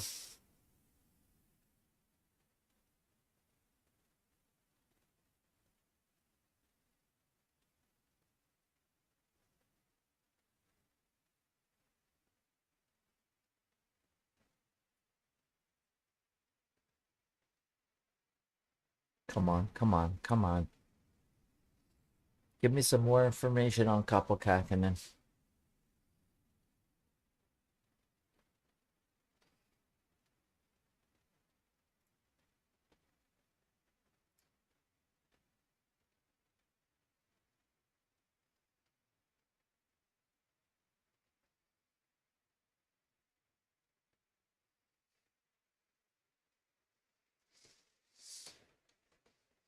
It's happening. Come on, Leafs.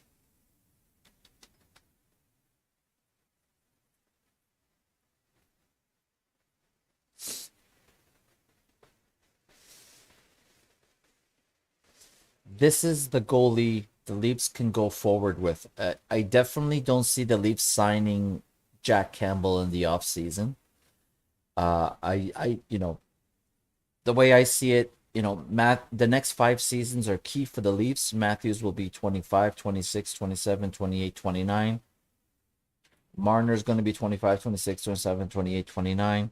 Nylander is in his prime. Riley is in his prime. I don't think they're going to go spend $5 million for the next 5 years on Jack Campbell being the starter in net and thinking they're going to win this championship. So when I see the Leafs signing Hari Satari,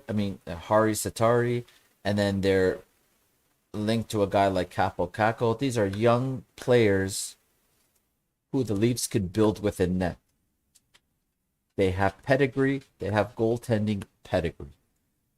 I like this. I like this a lot. Leafs are on the ice at practice.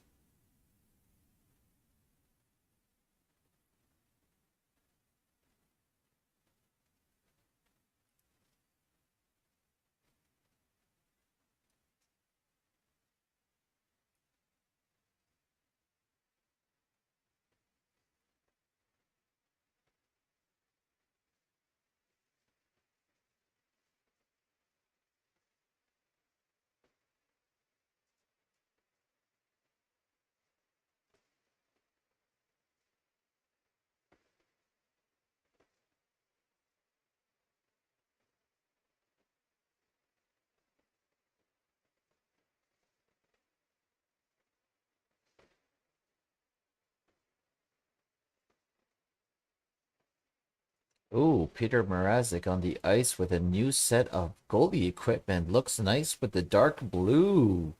And I'm assuming that has something to do with Wednesday's Next Generation game, and the Leafs are going to be wearing new uniforms for that game, dark blue with a light blue stripe.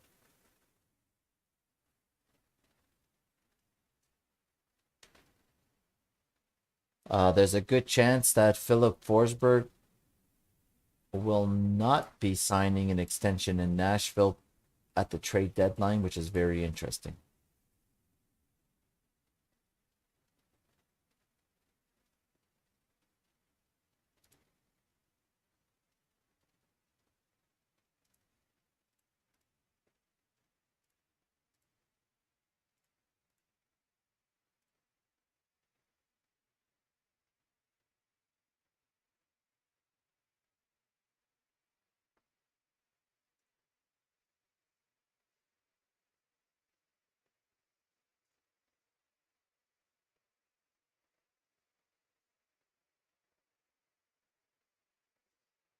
Yep, he is an RFA next year.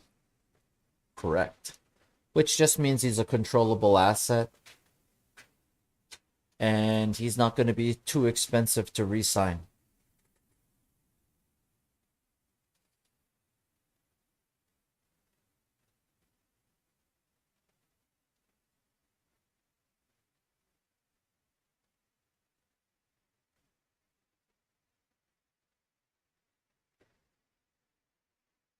It looks like the Oilers are being linked to Georgiev in New York, which is very interesting.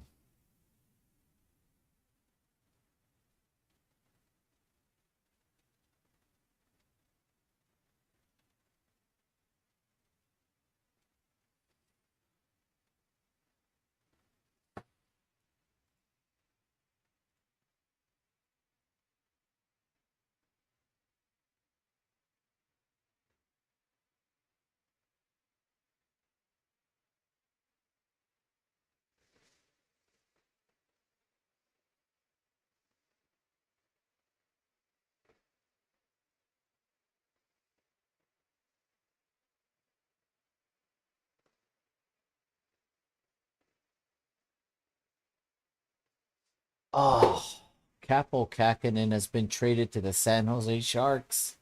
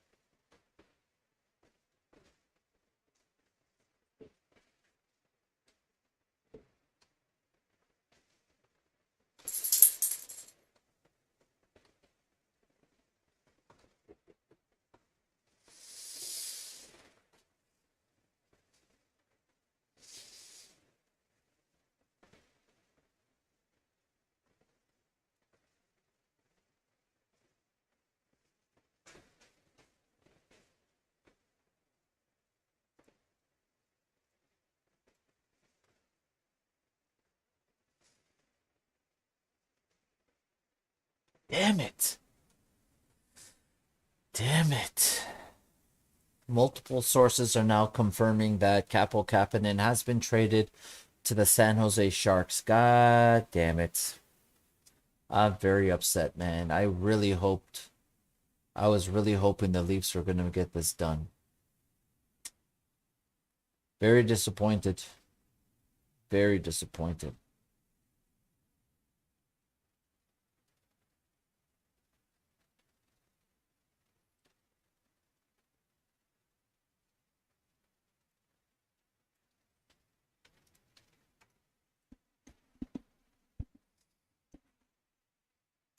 Come on.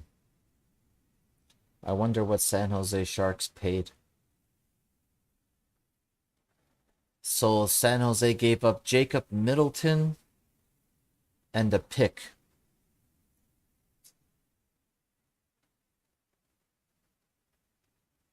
For Capo Caco.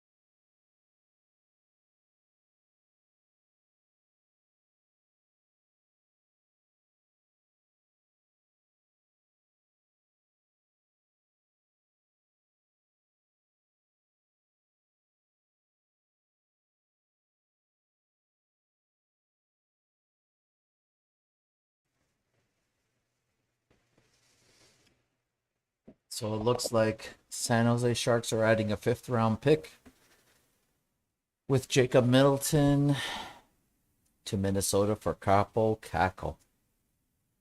Very, very upset the Leafs didn't get on that. Hey, Brandon, what's up, buddy? Long time no see.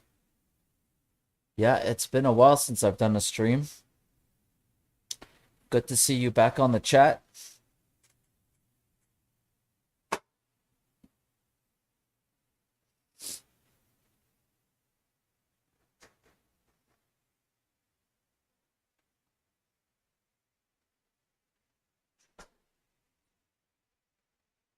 The Blackhawks are retaining 50% of Fleury's cap hit in the trade to Minnesota.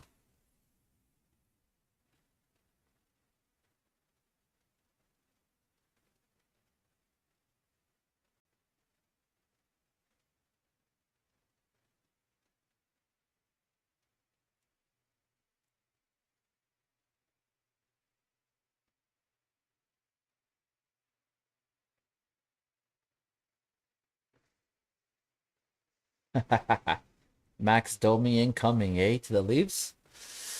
I don't know. That's one I'm on the fence about. I don't know if that's a good trade for the Leafs.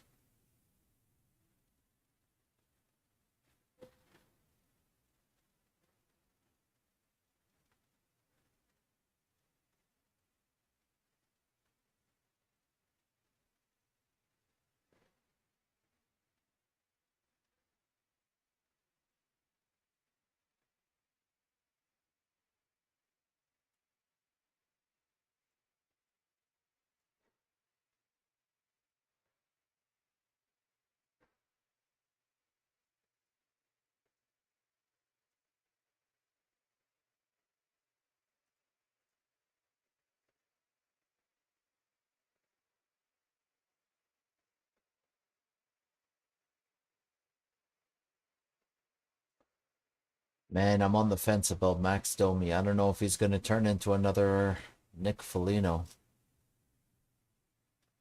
Hyped up acquisition, and maybe he doesn't get it done or he doesn't perform well. I don't know. It doesn't look like there's a lot of talk around the Columbus Blue Jackets today. I don't know if they're going to be doing anything.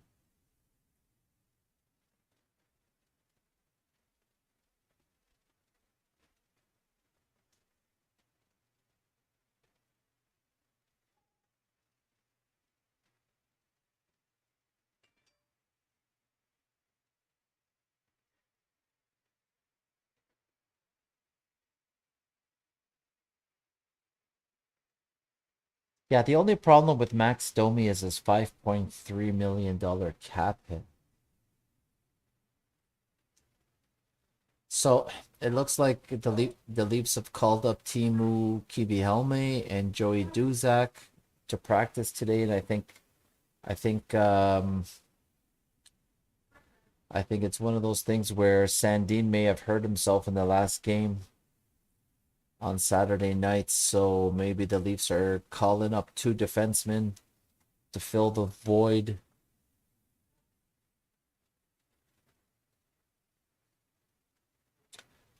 Yeah, that's true. Max Domi is not on the ice at practice, and I'm sure they're working on trying to trade Max Domi. It's just how do you work in that $5.3 million cap?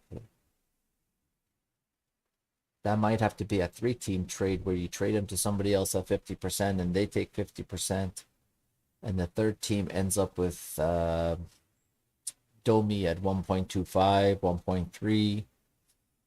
I don't know. That's a hard one to work out.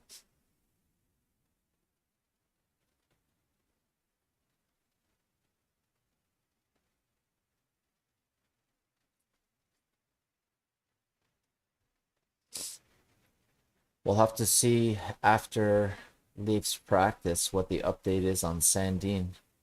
The Leafs did call up a couple of defensemen to fill the void.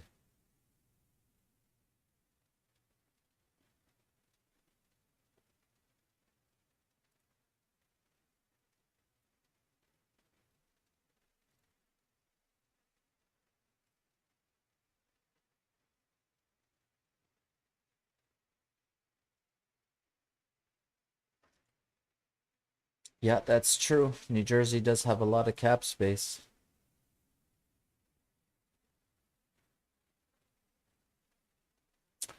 I don't know. Replacing Kerfoot with Max Domi, I don't know if that's a good addition for the Leafs. I mean, Kerfoot has been very versatile.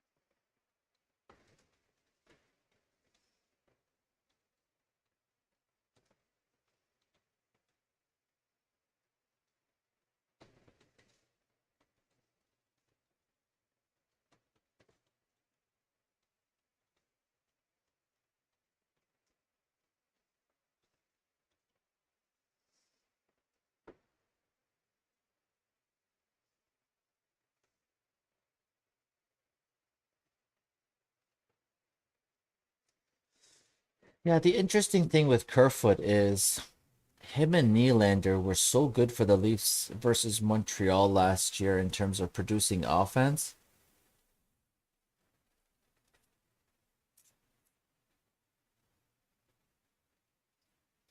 I don't know. Kerfoot was very good in the playoffs. I know he gets moved around the lineup a lot, second line, third line, fourth line, and that affects his production. But him and Nylander, when Tavares went down in the playoffs last year, were significant offensive contributions. So Kerfoot is a Swiss Army knife that the Leafs can't afford to. I don't know if the Leafs can afford to get rid of a Swiss Army knife. I don't think Domi will be as effective as Kerfoot moving up and down the lineup, but anything is possible at this point. Let's see how this day shakes out.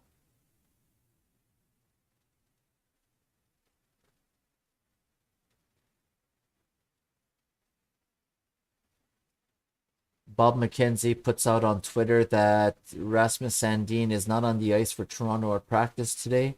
It could be a long-term injury situation, and if that's true and he goes on LTIR, um, that gives the Leafs additional cap flexibility today at the trade deadline. So that is definitely something to watch.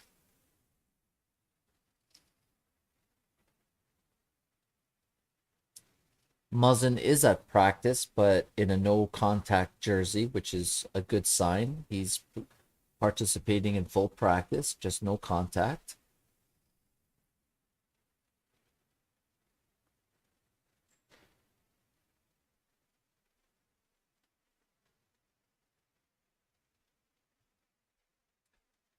Things are getting interesting at trade deadline day. It's things are it's a lot of things in play here. A lot of things in play.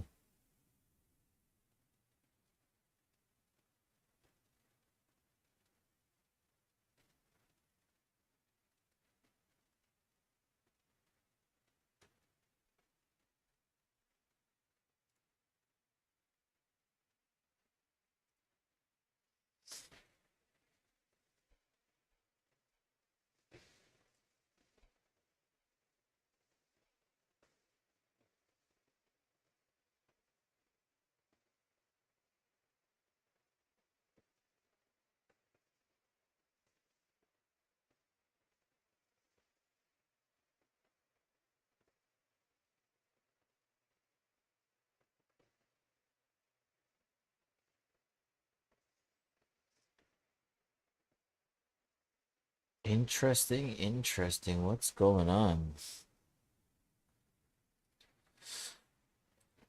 Saturday night. Saturday night. He took a couple of hits. That's true, Brandon. Kyle Dubas likes to get very creative.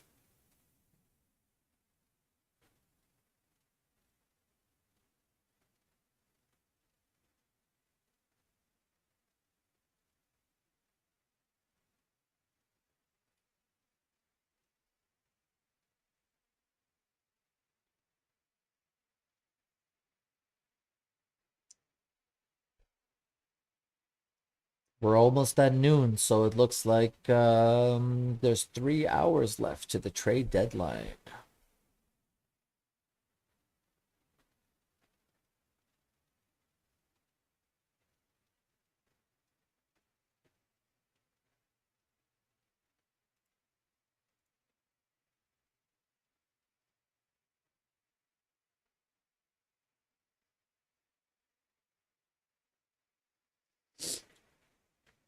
Yeah, I mean, it depends on how significant the injuries are. If the injuries are very significant and they go on LTIR, LTIR just means that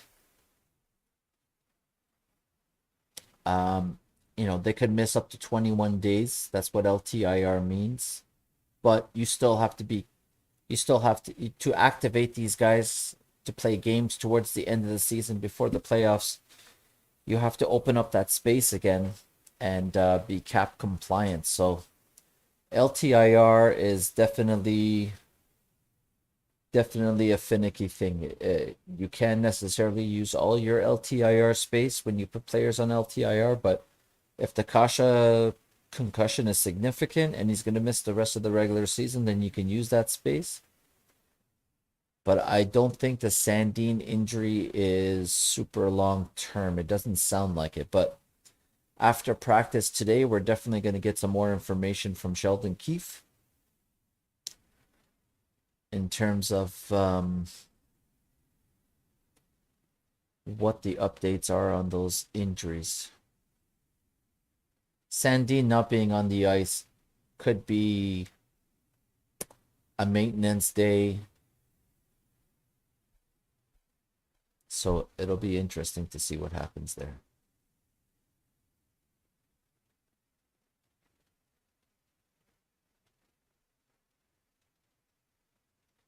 Yeah.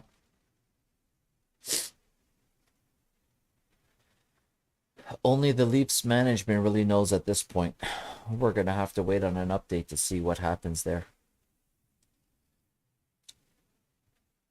Guys, I appreciate you guys tuning in, hanging out with us at TML Domain on this stream. Like and subscribe if you haven't already.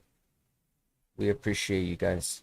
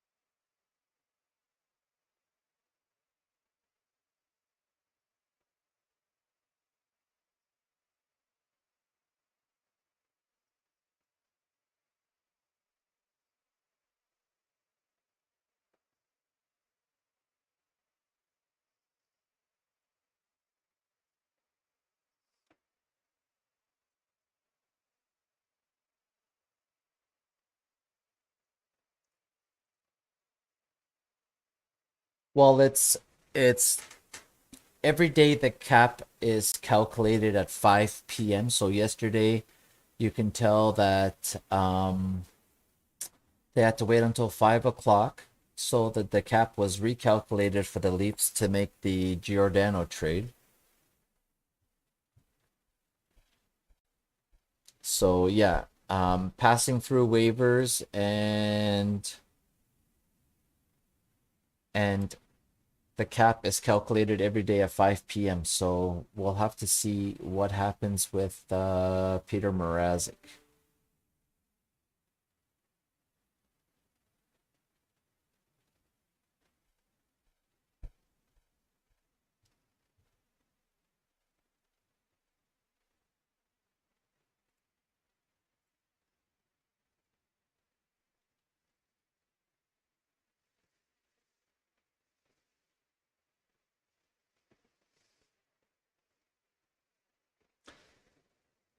I think in an ideal world, the Leafs would trade away Justin Hall in his $2 million contract and acquire a more steady presence in terms of like a Labushkin type at a lower cost. So the Leafs have been trying to trade Justin Hall for an upgrade all season. We'll see where that goes, but it doesn't look like Justin Hall's going to go anywhere. Doesn't look like they're gonna open up a roster spot there. Yeah, I mean you could trade Justin Hall, but at the end of the day, you got to be able to replace him too. It doesn't look like Timothy Liljegren is ready for prime time, and he's definitely not ready to. Um, Liljegren is not ready for the playoffs. Let's be honest. He hasn't been good. He hasn't been good this season. The Leafs need another option there, that's for sure.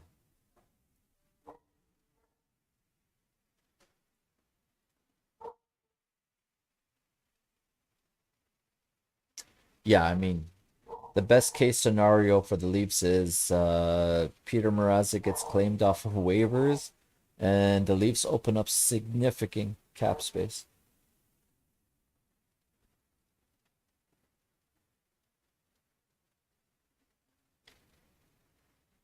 Yeah, Connor Garland and Shen. It's gonna take Hall plus some prospects to get that done.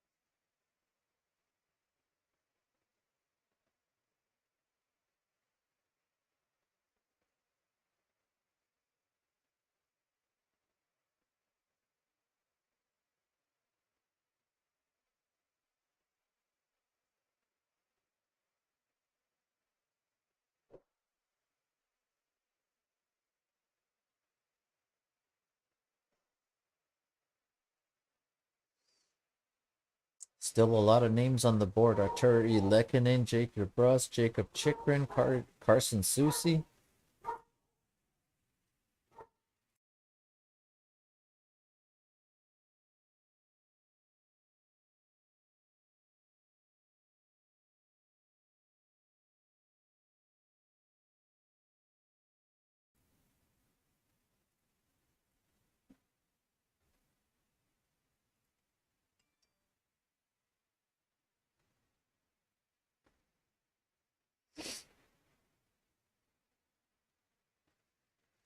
Well, if Mrazek gets claimed, it'll be it'll be the full $3.8 million getting claimed. But if he does pass, then you have to pass him through waivers to be able to get that $1.1 million discount to make it 2.625. So you do have to send him down to the Marlies to be able to get that discounted number on Mrazek.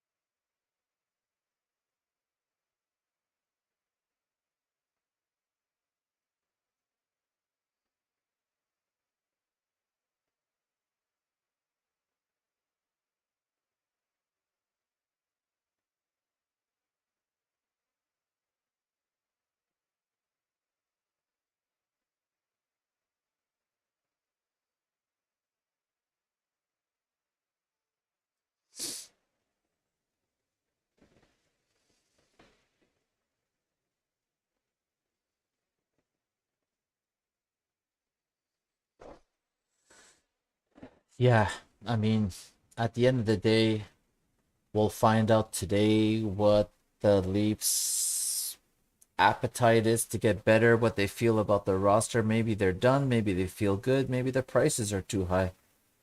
Because there's still, Zach Sanford is a right winger, Andrew Cogliano is available, Damon Severson is a right-handed defenseman, Pavel Zacha is a left winger. There's a lot of options out there. It all depends on what the Leafs think their injury situation is like, what they can and can't do with their cap. So it'll be interesting.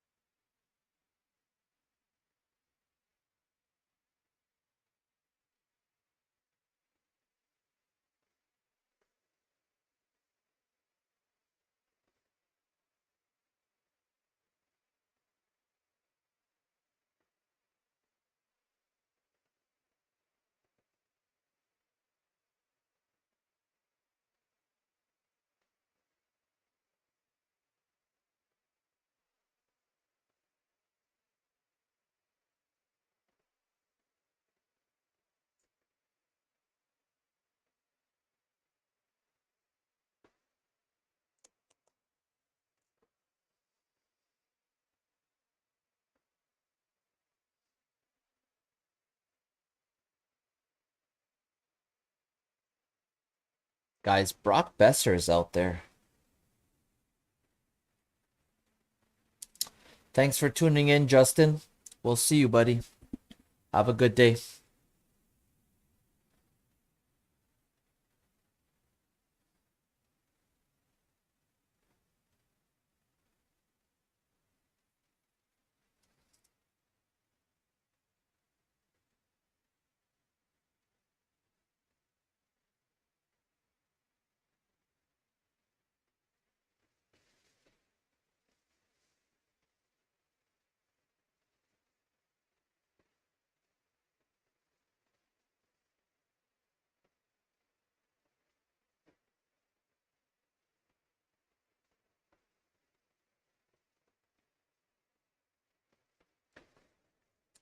Brock Besser definitely fits with a group like the Leafs or even the Oilers. If you have a very talented high-end group, I think Brock Besser works out. I think he'll score a lot more.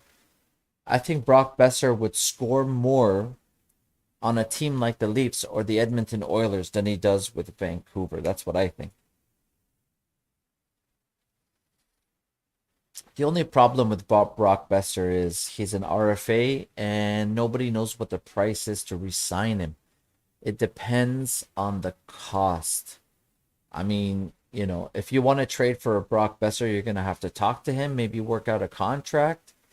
And if you know the price is something you're willing to pay, then you go and you pay whatever you have to pay to get Brock Besser because um, he's a hell of a player.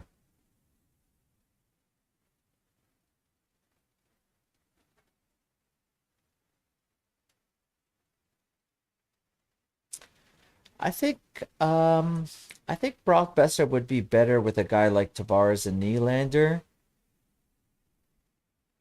I don't know. Bunting can play on either of the top two lines. That he can do. It's just, do you break up the chemistry of that top line being as dominant as they are?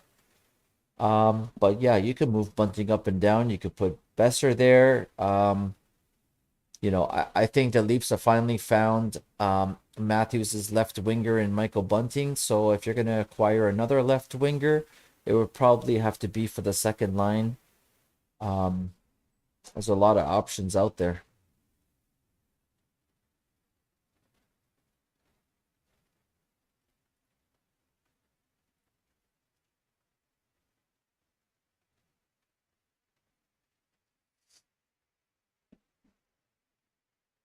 Leafs lines of practice. We got Bunting, Matthews.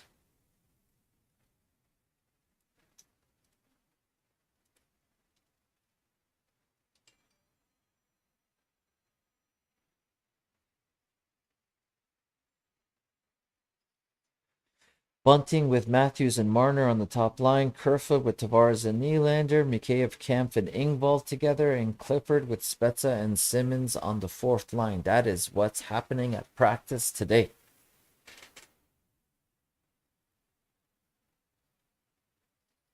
Let's see what the defensive pairs look like at practice.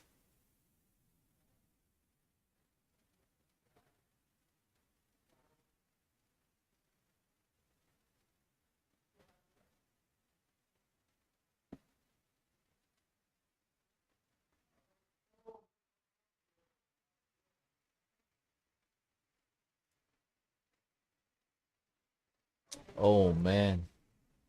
Sandin's injury seems to be his knee. That is definitely not a day-to-day injury. So it looks like it's a significant injury with the Rasmus Sandin in his knee. Oh boy. Oh boy. Getting nervous.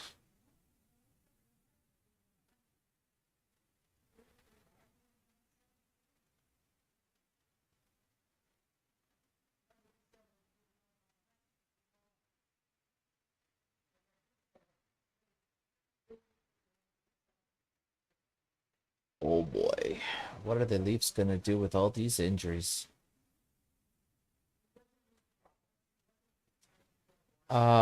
They haven't said whether it's MCL, ACL, anything crazy. It could just be his knee took a bump and he doesn't feel good.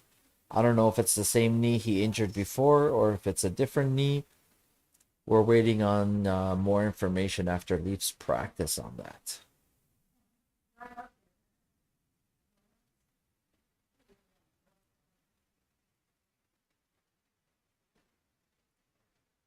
Oh boy. The Leafs are going through some things right now.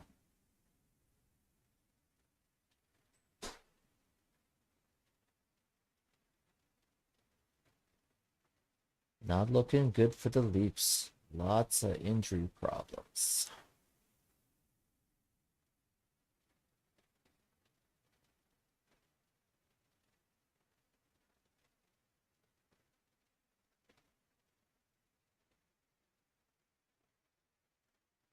Hmm.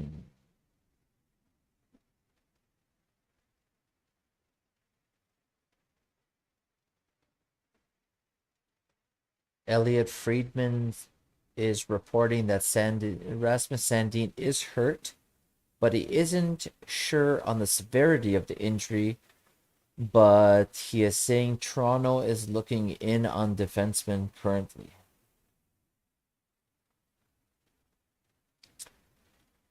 Yeah, I think at this point, if the Leafs are going to acquire a defenseman, they're going to acquire somebody who is right-handed. That's for sure. That is for sure.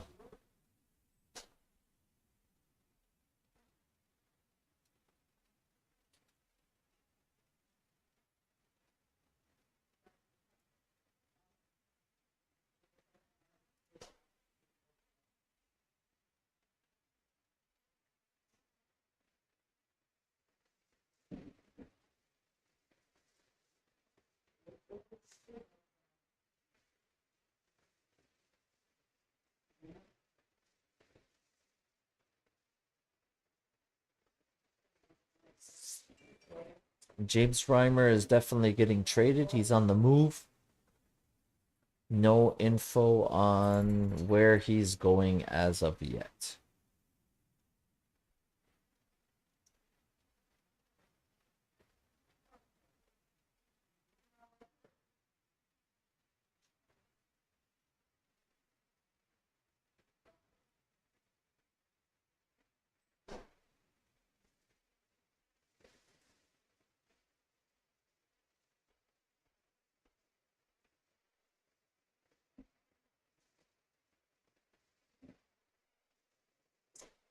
I think Luke Schen's price all depends on where Vancouver is and if they think they can make the playoffs and if they think they need him.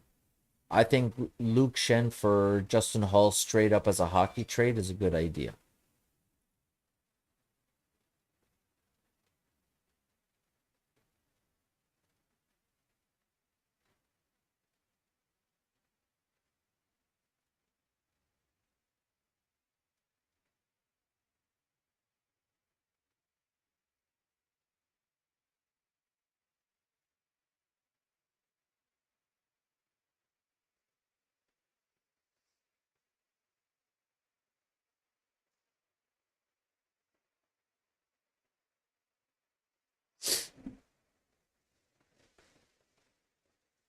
Kelvin DeHaan, Nick Leddy, John Klingberg, Colin Miller. It's a lot of defensemen out there. Colin Miller in Buffalo is a right-handed defenseman. John Klingberg is my dream come true as a Toronto Maple Leaf fan. If the Leafs can get John Klingberg as a right-handed defenseman, Kelvin DeHaan is a left-handed defenseman in Chicago that's available. Nick Leddy, left-handed defenseman in Detroit that is available.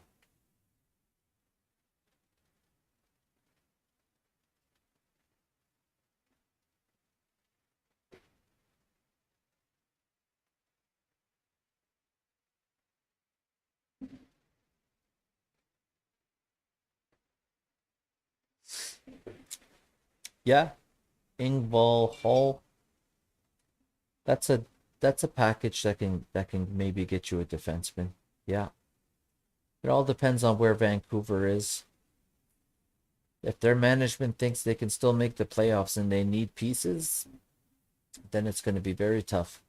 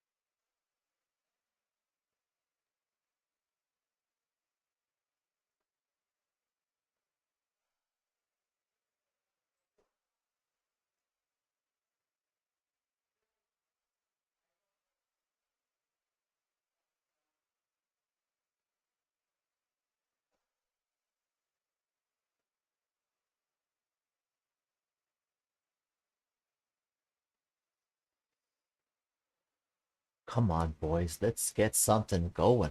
Oh, okay. So, lines at practice. Riley is with Labushkin. Brody is with Hall. Muzzin is with Lilligren. And QP Helmy is with Duzak.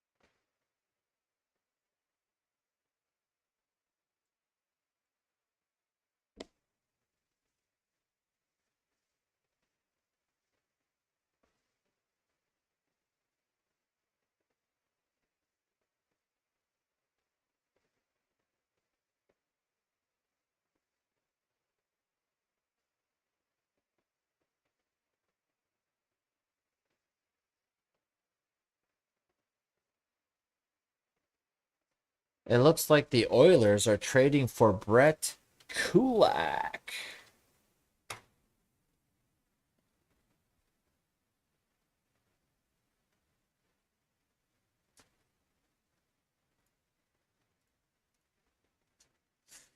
Interesting. I was wondering if the Oilers were going to do anything today.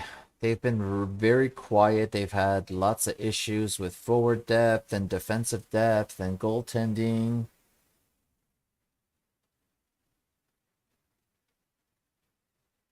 Yes. I really expected the Oilers to do more than this. Um, considering who they're going to match up with in the first round, it's going to be a rough go for the Oilers, that's for sure.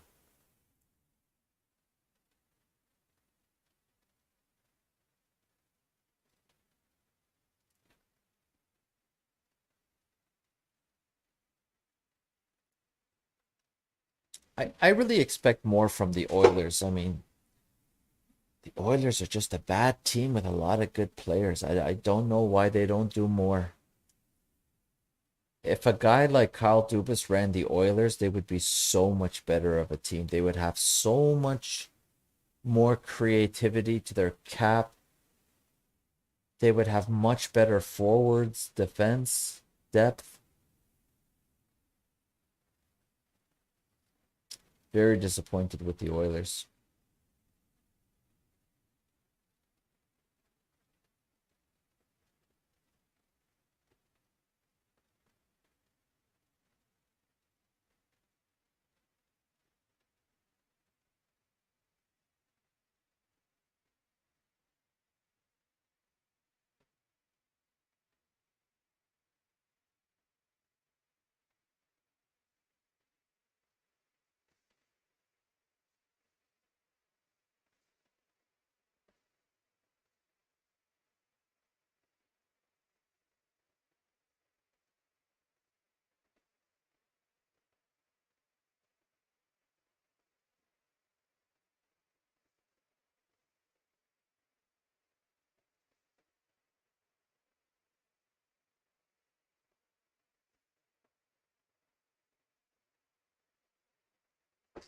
Marc-Andre Fleury, the biggest deal of the day.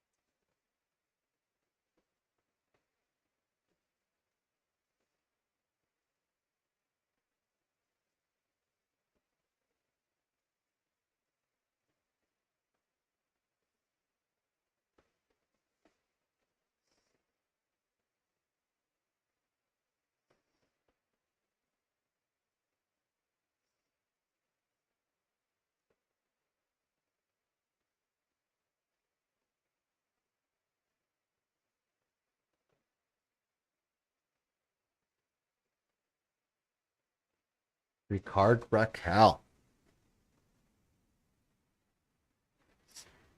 Andrew Kopp. There's still time. There's lots of players available. It's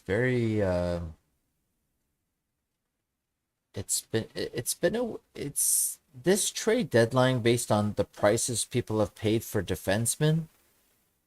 It's been very weird because there's a lot of forwards available, and the the the the level of forwards available in terms of Ricard Raquel, Max Domi, Andrew Kopp, Tyler Mott. There's decent guys available, but teams don't want to pay the price. But then you look at the price people are paying for these depth defensemen like Ben Sherrod and Robert Haig, and it just goes to show you where NHL GMs and management teams are putting the importance.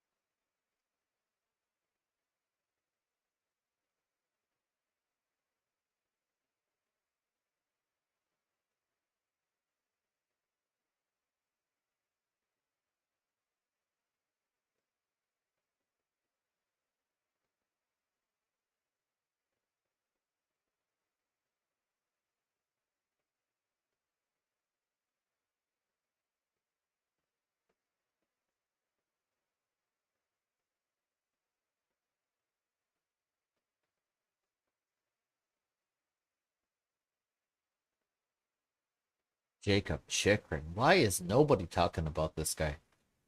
There was so much buzz around Jacob Chikrin, and today it's been silent as hell. What's going on with Jacob Chikrin? Were the Arizona Coyotes just like trolling teams? Is that what happened with Jacob Chikrin?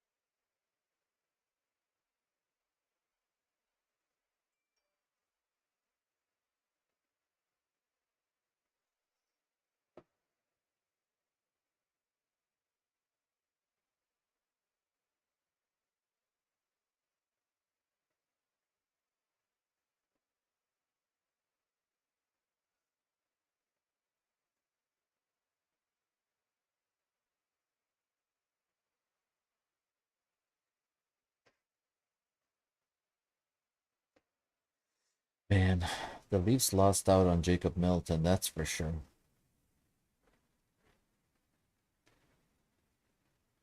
Very excited for Mark Giordano to come onto the team.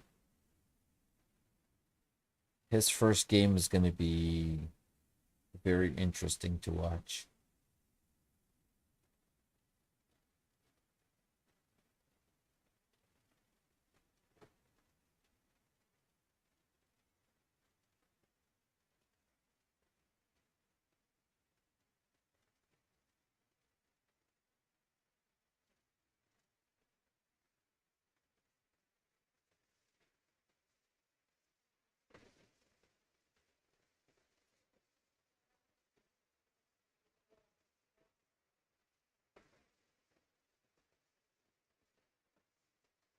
So it looks like Colin Blackwell will be wearing number 11 with the Leafs, and Mark Giordano will be wearing number 55 for the Leafs.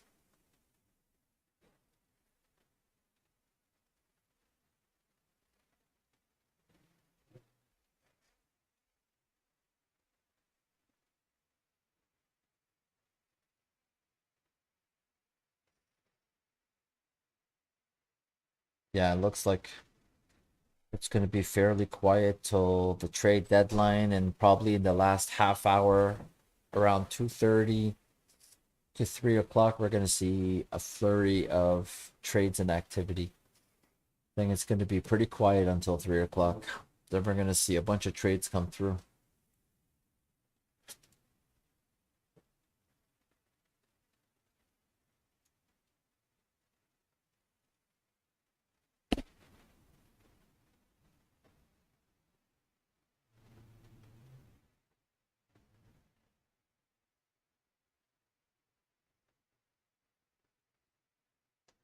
Marc-Andre Fleury talking on TSN. Let's hear what he has to say. Some speed. They got a good power play. They got some guys obviously can score too. Right? And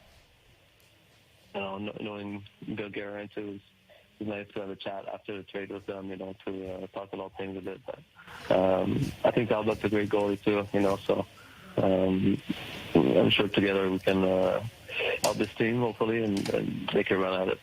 Do you feel like this is the last run for you, or do you still have something in the tank that you'd like to play beyond this year? I don't know. I didn't mind. I still wanted to play next season, at least one more. And but we'll see. We'll see when this one is done and all things are gone. Listen, Marc-Andre, thanks so much for joining us, and we wish you all the best in Minnesota. All right. Thank you so much. Marc-Andre Fleury did not sound too enthused. Did not sound too enthused.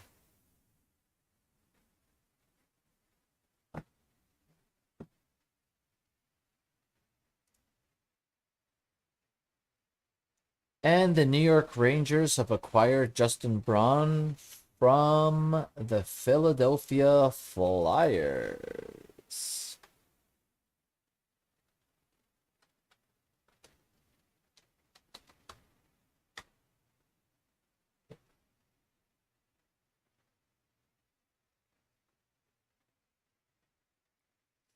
The Leafs have made another trade, ladies and gentlemen, boys and girls, children of all ages. Alex Biega has been traded to the Nashville Predators.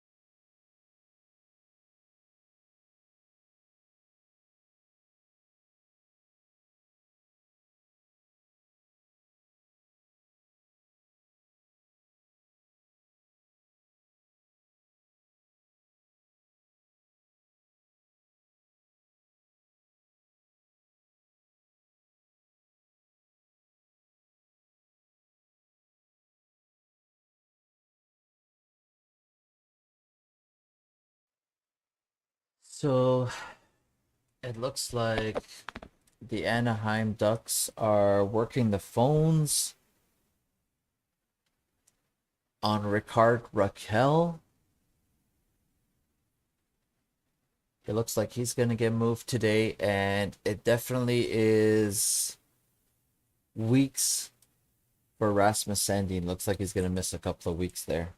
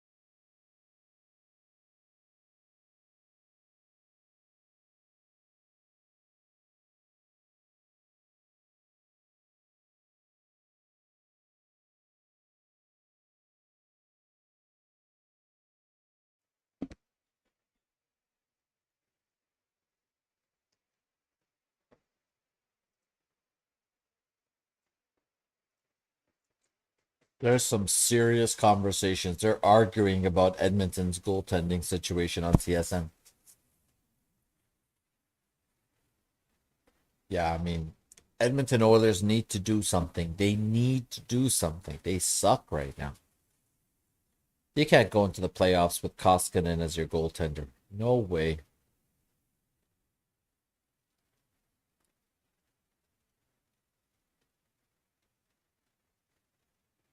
Listen to this. Anderson, who's 42. You're looking for a lateral move of an NHL body who is available to them night in and night out, so you can choose one or the other. That hasn't been the case. It wasn't the case for Tippett for a long time. Jay Woodcroft now has an opportunity to go A or B. If you had to trade a player with some salary in order to make it possible, because right now they're in a tough spot in terms of the salary cap, would you be willing to move a body, to move some dollars, to make some room, to bring in somebody that could play tandem with Koskinen? Or the thing is you can also get down to 21 players on the roster, so maybe you save $1.5 million. I'm not talking, you're not talking about bringing a $3 million goalie here, and as Noodles pointed out, like if Mike Smith is healthy, you have your tandem, okay, you can squeeze by and go forward. But that's a big if. That's a big question mark. Right. So maybe you're looking at bringing a guy that is $1.5 million on the cap, and then you say, hey, listen, we're going to roll the dice with that. Maybe we have a 3-goalie system, or one of you is going to have to go down the minors for a little bit to save some money on the cap. So I think that's their option. And the Stuart Skinner is a good young goaltender for them. Yeah. They want to give him and have given him some minutes. So I think they're just standing pat and saying, we need one of these three on any given night to give us league average or better goaltending. Because Johnny pointed out the numbers. Like, they can score, and they can defend a lot better under Jay Woodcroft. So it's about stabilizing that position and having a healthy body and options, not just, hey, we got to roll with this guy for 10 games in a row, and then he starts to sink. Unfortunately, I don't think if people are thinking, well, Semyon Varlamov could be moved from New York. Number one, I don't know that he's getting moved. Number two, that's not the kind of guy that fits in their plan because he makes too much money. He would be an upgrade, but that's not happening. And he's got $5 million on his deal next year, yes. too. Not surprisingly, Jim. Very heated discussion about Edmonton goaltending.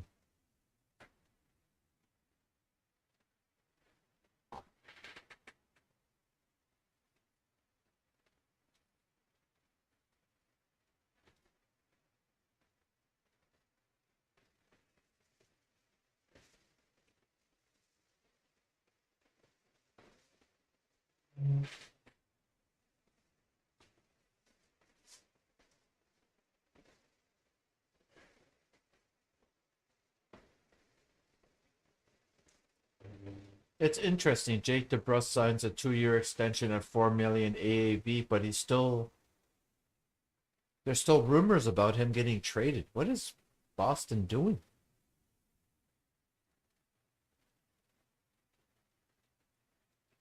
I'm very interested to see what happens with Jake Debrusk. Why would they? Maybe you sign him to 2 years at 4 million AAV, and that helps you get more in return in a trade. That's very interesting. But Jake Debrusk at 4 million AAV is a good number. He can score. He definitely can score. He can play with high-end players. I mean, he's played with Marchand and other guys on the Bruins.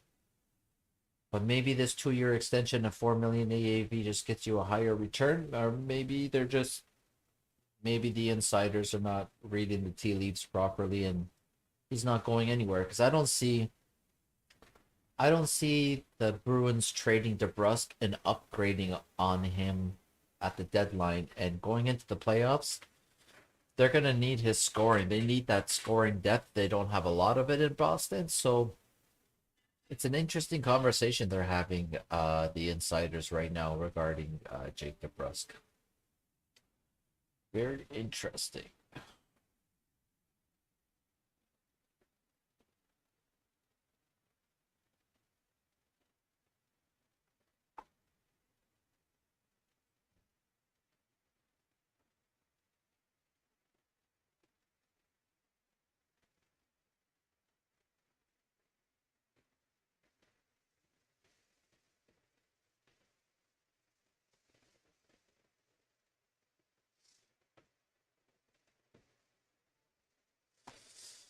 Interesting.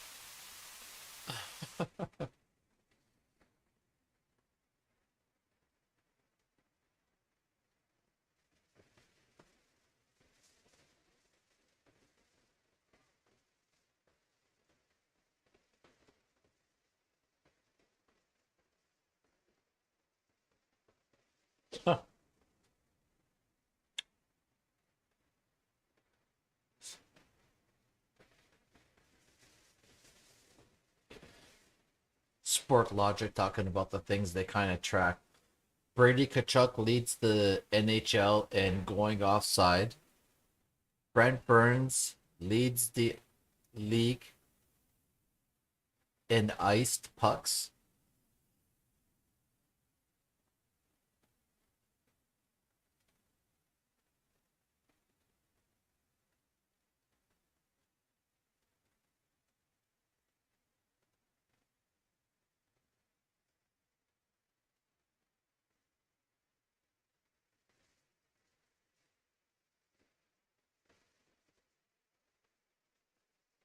Yes! Sport Logic saying John Tavares has won the most puck battles this season. And no one's had more breakaways than William Nylander.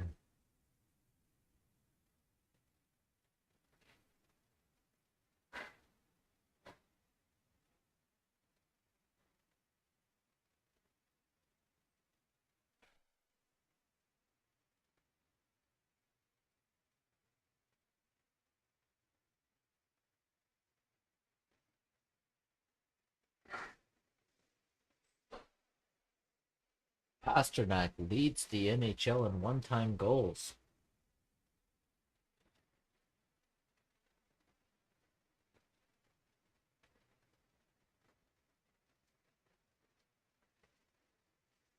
Some interesting things there. John Tavares leads the NHL in puck battles won. William Nylander leads the NHL in breakaways. Johnny Gaudreau leads the NHL in breakaway goals. David Pasternak, most one-time goals. Better than Obi. Very interesting stuff. Brady Kachuk goes offside the most in the NHL, and Brent Burns is leading the NHL in iced pucks, stretch passes.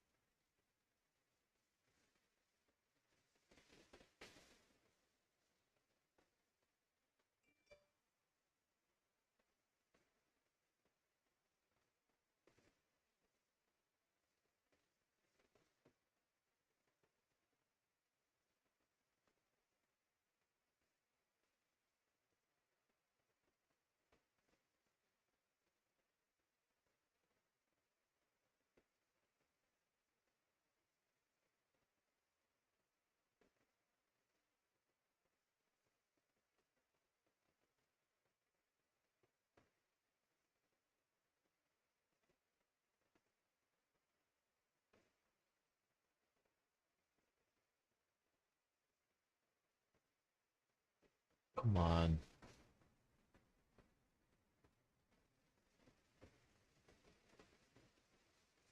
So, the Flyers are definitely not moving Ivan Provorov or Travis Sanheim, as per source.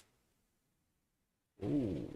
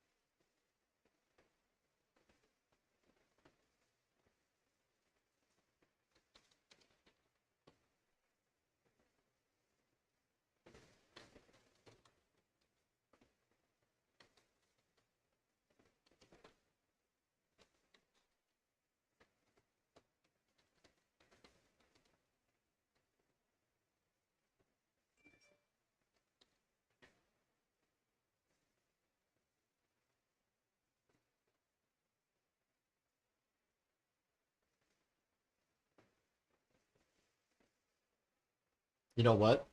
I think around 2:30 to 3 o'clock in that last half an hour, there's a lot of stuff that's going to trickle in. It's a little slow right now, but it looks like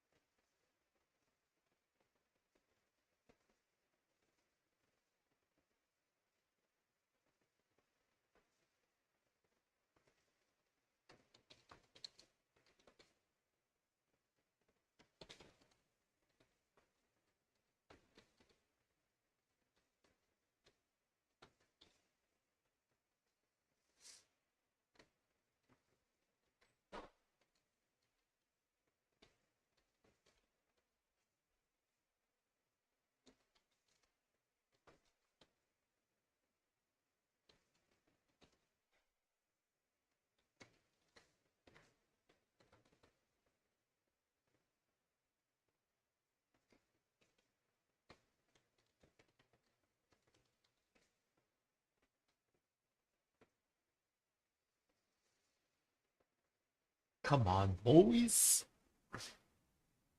There's still some significant names out there. Philip Forsberg not negotiating a new contract before the deadline may make him available. The Nashville Predators have said they're pretty locked in on holding on to him and going into the playoffs and seeing what happens in the off season when he becomes a UFA. But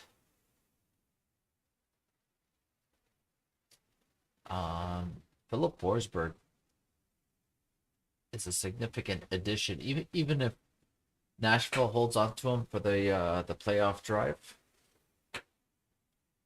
He's a good player.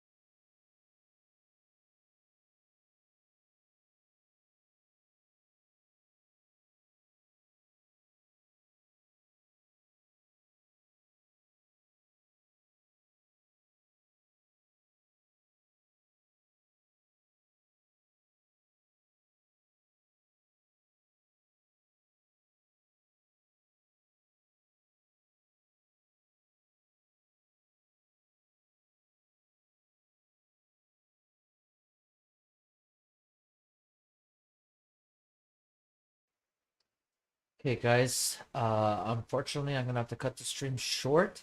Thank you for joining me. I appreciate you guys tuning in, and hopefully, you guys will join me on Twitter and tune in to the recap we do for the trade deadline on Thursday, and we'll see where the Leafs end up after the trade deadline. Thank you for tuning in. I really appreciate you guys. Like and subscribe.